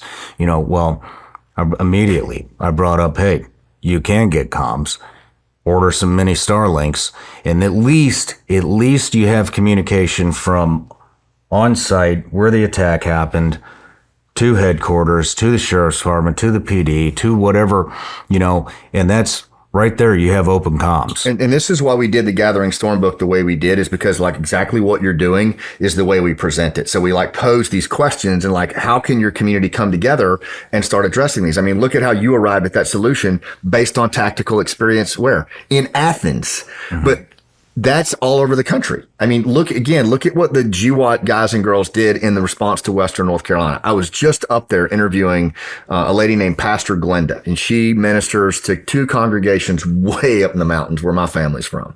And we went up there and we're going around, and I asked her, I said, what was support like in the first 2 weeks and it was devastating. She said, had it not been for the veterans, we wouldn't even have had food resupply. Mm-hmm. In the first 2 weeks. It was the only people we saw from the outside were veterans, and somehow they got to us. You know, and my point is that is going to happen no matter what. These GWAT veterans, they have spent 20 years of their life doing this kind of work in a distributed, connected kind of way, and they're going to do it no matter what. If there's institutional paralysis, if there's a gap, they're going to fill it. So why not, on your table exercises at a community level in the EOC, invite them in, huddle around the table and make it a true private public conversation around a community problem, you know? And I just think that nothing but goodness is going to come out of that. Like what you facilitated yesterday, in my assessment, is exactly the model of what we need. Well, it gets people thinking. And so I kind of just want to go over everything that we talked about there yesterday, like not only allocation of actual personnel, but resources, mm-hmm. medical supplies. Yeah. I mean, Sarah and Boone just did a big event at a local church here where sounds like not even just local churches within this county were here, but all throughout the state came to listen to them speak. And so there are a lot of people that are taking this seriously, and they just, you know, they might not know the questions to ask. I mean, you go to a church down here, everybody's packing heat. I mean, everybody's armed, everybody's packing heat, but you know, do they understand basic medical? skills, Right. even just slapping a tourniquet on, and so maybe PDs, I don't know who would fund it. But instead of, EMS is probably going to have even a tougher time getting there to triage and treat victims and casualties. Yeah. And so that They won't means, be able to. Remember, they have to wait till the scene is clear of a threat. So even we have to after remember that, that. even after though, there's going to be traffic jams, roads are going to be blocked. Even if they didn't block the attack, they're going to, there's going to be traffic jams where you can't move because everybody's going to be in paralysis. And so even if it's just, hey, let's get 100 tourniquets and stash them in different churches. Let's get 100, or chest seals or bandages, all that kind of stuff. Because even if EMS doesn't arrive, guess what? There's going to be medical professionals there that are survivors that will be able to treat. And if that communication can even just come out, because it's not 100% the comms are going to be shut down, but if the department, if they get a call and they say, hey, by the way, there's an entire medical cache of supplies stashed wherever in the janitor closet at a mall, or maybe you make it just open, just like they do with AEDs and that type of equipment. Hey, here's the medical supplies. We can't get there. Roads are blocked. You guys, we set up for this. And it's really, it's absolutely. And it's not that hard to do because you can actually have these conversations. And I've sat in and participated in quite a few of them. And you don't see people in there panicking or wringing their hands. You see empowered neighbors just having a pragmatic conversation about a potential threat. But guess what? The worst thing that's going to happen probably if you go through that exercise is A, you're going to be connected more to your neighbor. And B, you're probably going to be ready for other contingencies that might happen. And I'll give you a case in point. I was interviewing some EOC representatives who responded to a flood in Ohio. They never saw it coming. It crested over its banks more than it had ever flooded. A little bitty town, like 20,000 people. And one of the EOC, the Emergency Operations Center members, was telling me that it was flooding so bad that they brought in firefighters from all over the surrounding counties, right, to come help.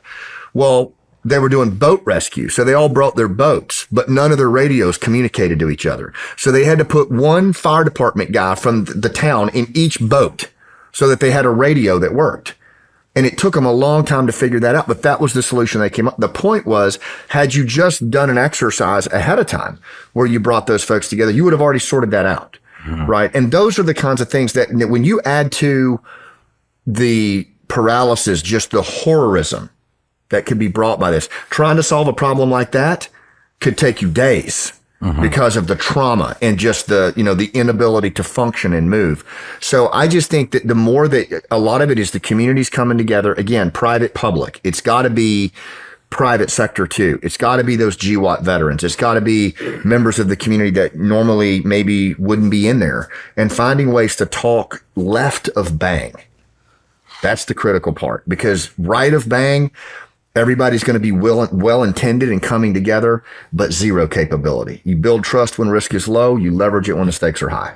And then even just training, and I'm not talking about high tactics, clearing rooms, that kind of stuff. If you're a community leader, if you're a minister, if you're a pastor, if you're a teacher, if you're a principal, if you're a manager of a Publix, a grocery store, a little bit of medical training can go a very, very long way. And there's always people that are interested in doing this. Especially churches here, very involved in this stuff. Covenant shooting not too long ago just happened. There was another one in Antioch just happened a couple months ago, and people are tuned in right now. Yeah. And so use that. Yeah. 100%. Get your people trained up. At least it's that can mean life or death for a whole number of people. And there's actually an amazing case study. If you actually look at the Las Vegas shooting where we lost, of course, hundreds of lives, they say 70% of the people who survived because the people in their vicinity had first aid training, and a lot of it was former military members. But those citizens stepped up and did the initial triage and the initial aid, and it saved 70% of those people. I mean, that's a huge number, and that alone should just get communities involved. Hey, if we know how to do this, look at the number of lives you save. And again, to that, just a couple other lessons learned from that same event, right?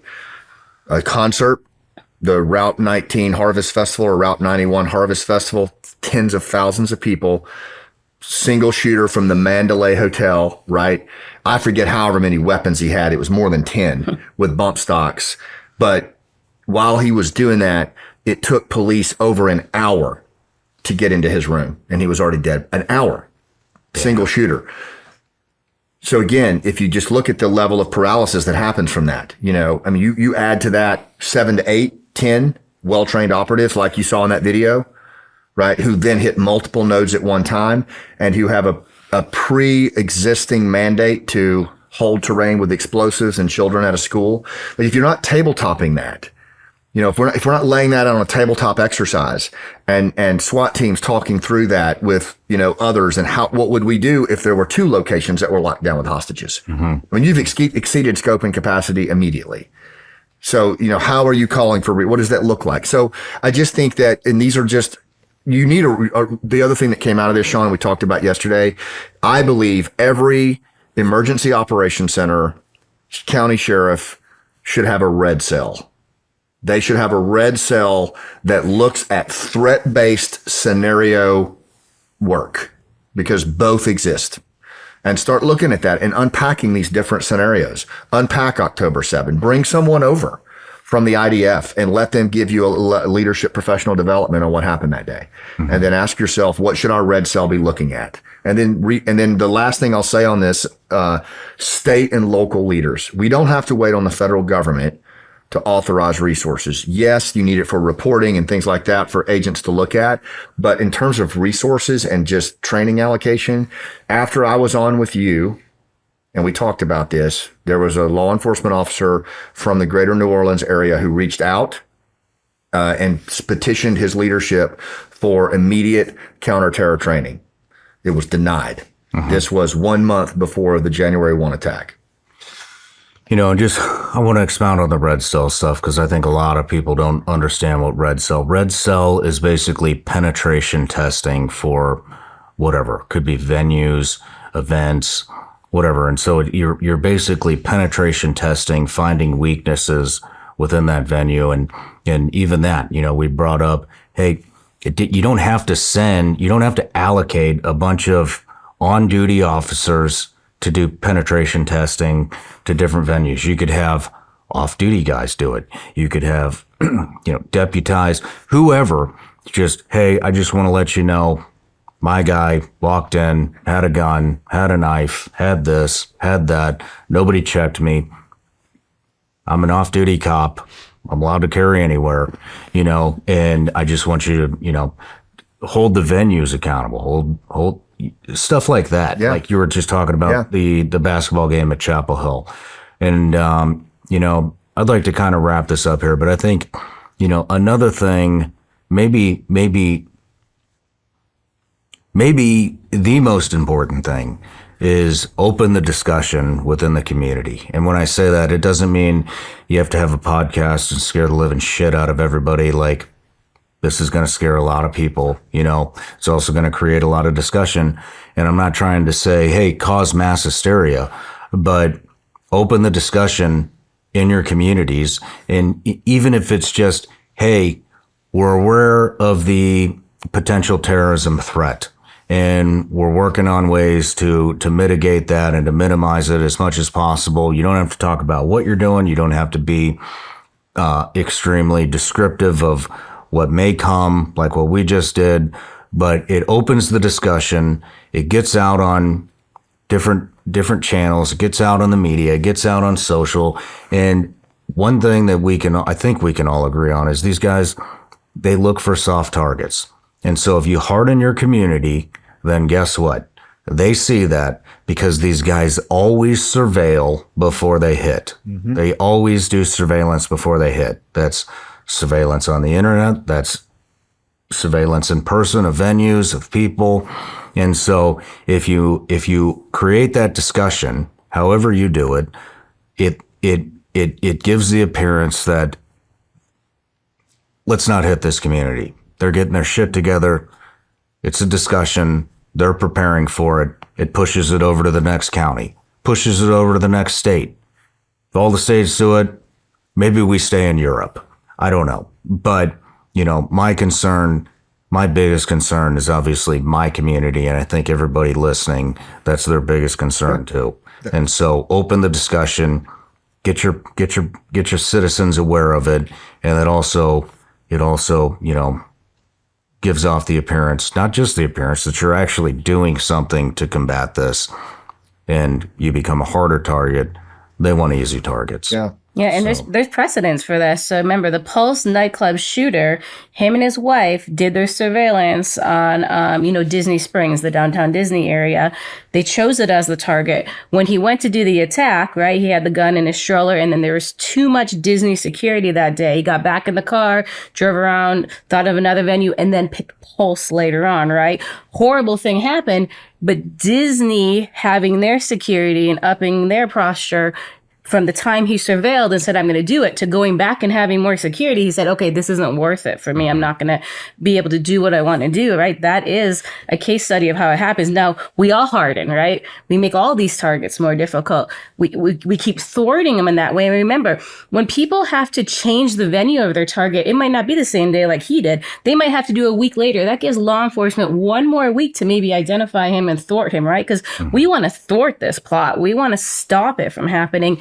Buying time and making the terrorists have to hide out longer, spend more money, that helps us get them faster. But if you're waiting for something from the top down, I don't think thwarting is an option. I think thwarting, just like throughout our history, it is usually community solutions that deal with a crisis, and certainly, getting left of bang, I think has got to start at a grassroots level, and we're capable of it. I mean, it's already happening.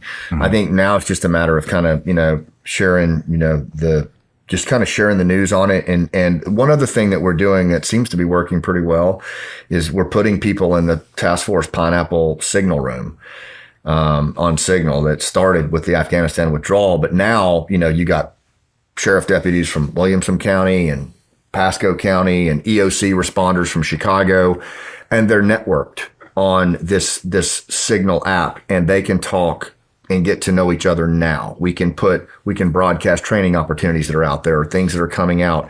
It's pretty cool. And again, a lot of it started from these global war on terror veterans that they know how to stay connected and they move fast. I think bottom line is these guys want to succeed. They want to succeed. And so if you harden your community, harden your school, harden your church, harden your household. I mean, I know I have a whole team of security now. I know you guys do too. And, when you do that, let's go somewhere where we're guaranteed success. That's how they think. That's just how they think. And so harden up the community, harden up the churches, harden up the schools, harden up the venues, harden up your households, and set that tone so that they see that, and they will very likely move on. And model what right looks like. That's doing the right thing. I think that models what right looks like to the federal government and to decision makers at the higher levels, right? I mean, we have a history of doing that in this country. And this is no different. Now, can I say something, Shawn? This was an amazing conversation, by the way. I was listening. But, in 2025, Americans should not have to live in fear of IEDs and suicide bombings in America. And this is unfortunate, but it doesn't have to happen if everyone does their part. I mean, you guys are talking about how to protect these communities here, all the right things. But everyone else needs to do their part as well. And what I mean by that is there's no kind of hiding it anymore. These guys are claiming to do this in the name of Islam. I'm a Muslim. And I know for a fact that their actions has nothing to do with Islam. These guys have hijacked Islam and Islamic symbols, as I said earlier. Why is Saudi Arabia, UAE, Qatar, Oman, Egypt, these Muslim majority countries, why are they not taking the lead and stopping these guys there? I mean, we're doing everything we can to try to stop it here, but these guys are killing Christians in the name of Islam. They're killing Jews in the name of Islam. You know, Saudi Arabia, the crown prince there, Mohammed bin Salman, he has this project, this Vision 2030.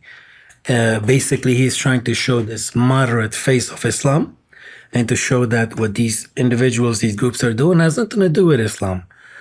But at the same time, he's not taking any action, and I hope he does, against Qatar when they give offices to Hamas, to Taliban. UAE, claims UAE opened up a church in Dubai, and they claim they're so moderates, and I know the people in UAE are, but at the same time, just opening up one church doesn't mean that everything is good and everything is fine. UAE leadership is meeting with the leader of the Haqqani network. This hypocrisy is being noticed. And these leaders are not going to get away with it unless they take action now. Again, all of these terrorist networks are doing this in the name of Islam. So if it is not, and I'm saying it's not, I'm speaking out against it. These leaders, and I'm not a leader of a Muslim country, I'm an American Muslim.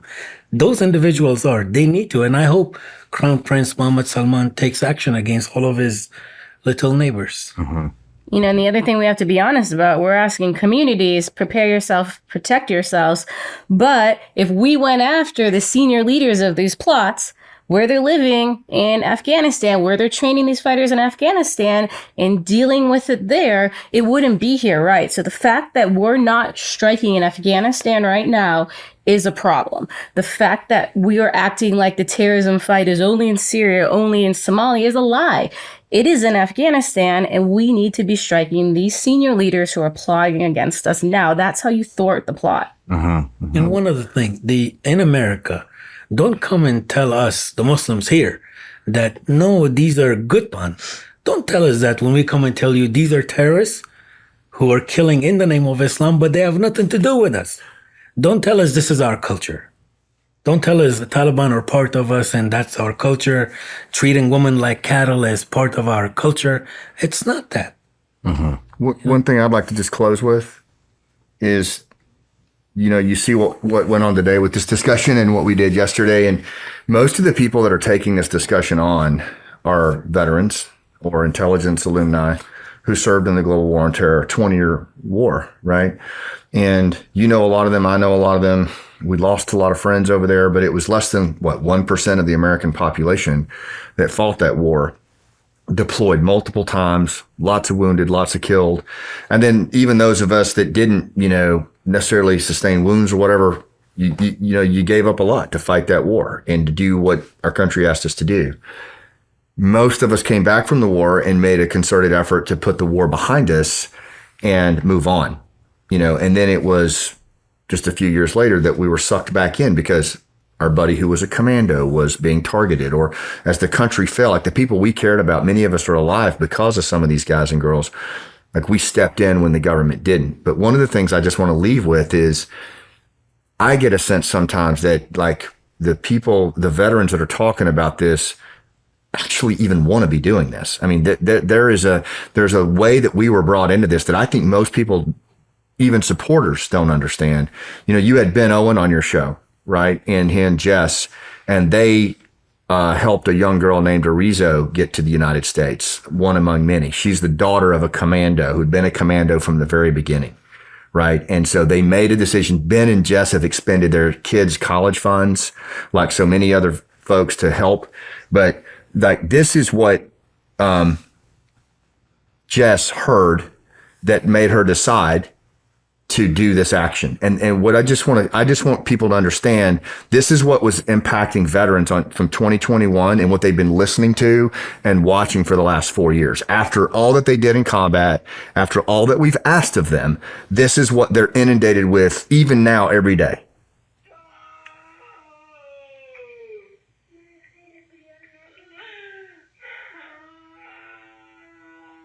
That's Arizo's mom. That's her dad is being tortured out in the alley.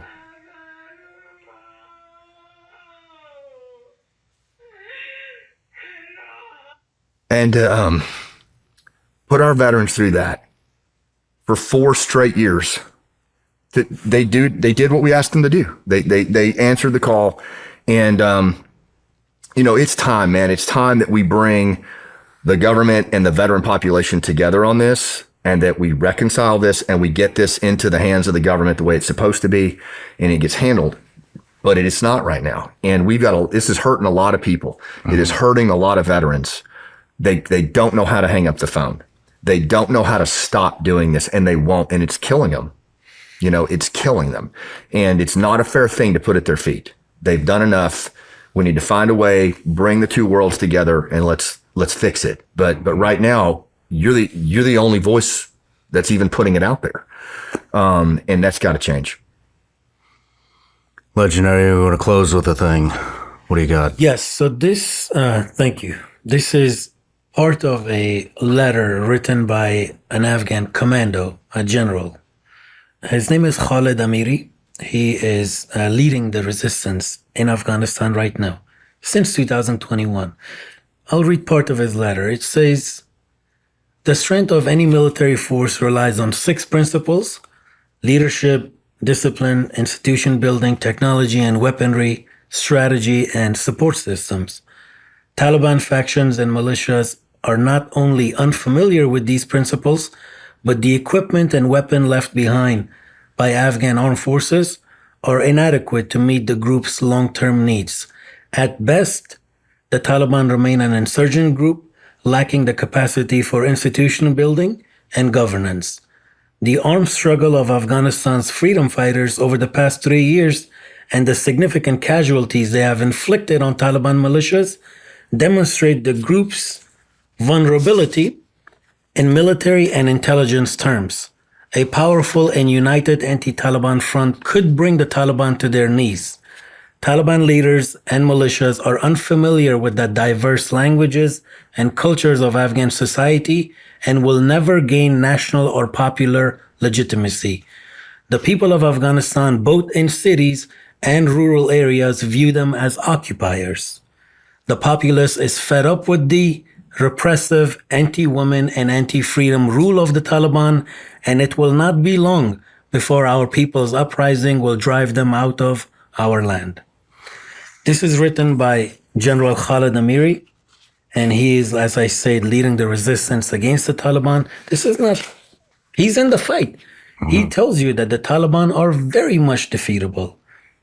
President Saleh says the Taliban are very much defeatable.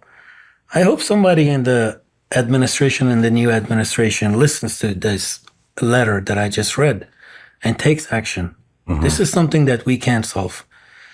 It will be a tragedy, a very sad tragedy, if the guys that we trained in Afghanistan to fight terrorists, we end up fighting those guys here in America. Mm-hmm. Well, Legend, Sarah, Scott, I really appreciate you guys coming. And what I appreciate more is what happened yesterday, where you guys briefed up my community, and I just want to say thank you for that. And in closing, for everybody that's planning at home, community leaders, sheriffs, chief of police, anybody, I remember Eric Prince said this on my show: professionals think about logistics, amateurs think about tactics. You have to think about logistics first. So with that being said, thank you again for coming, and we'll see you soon.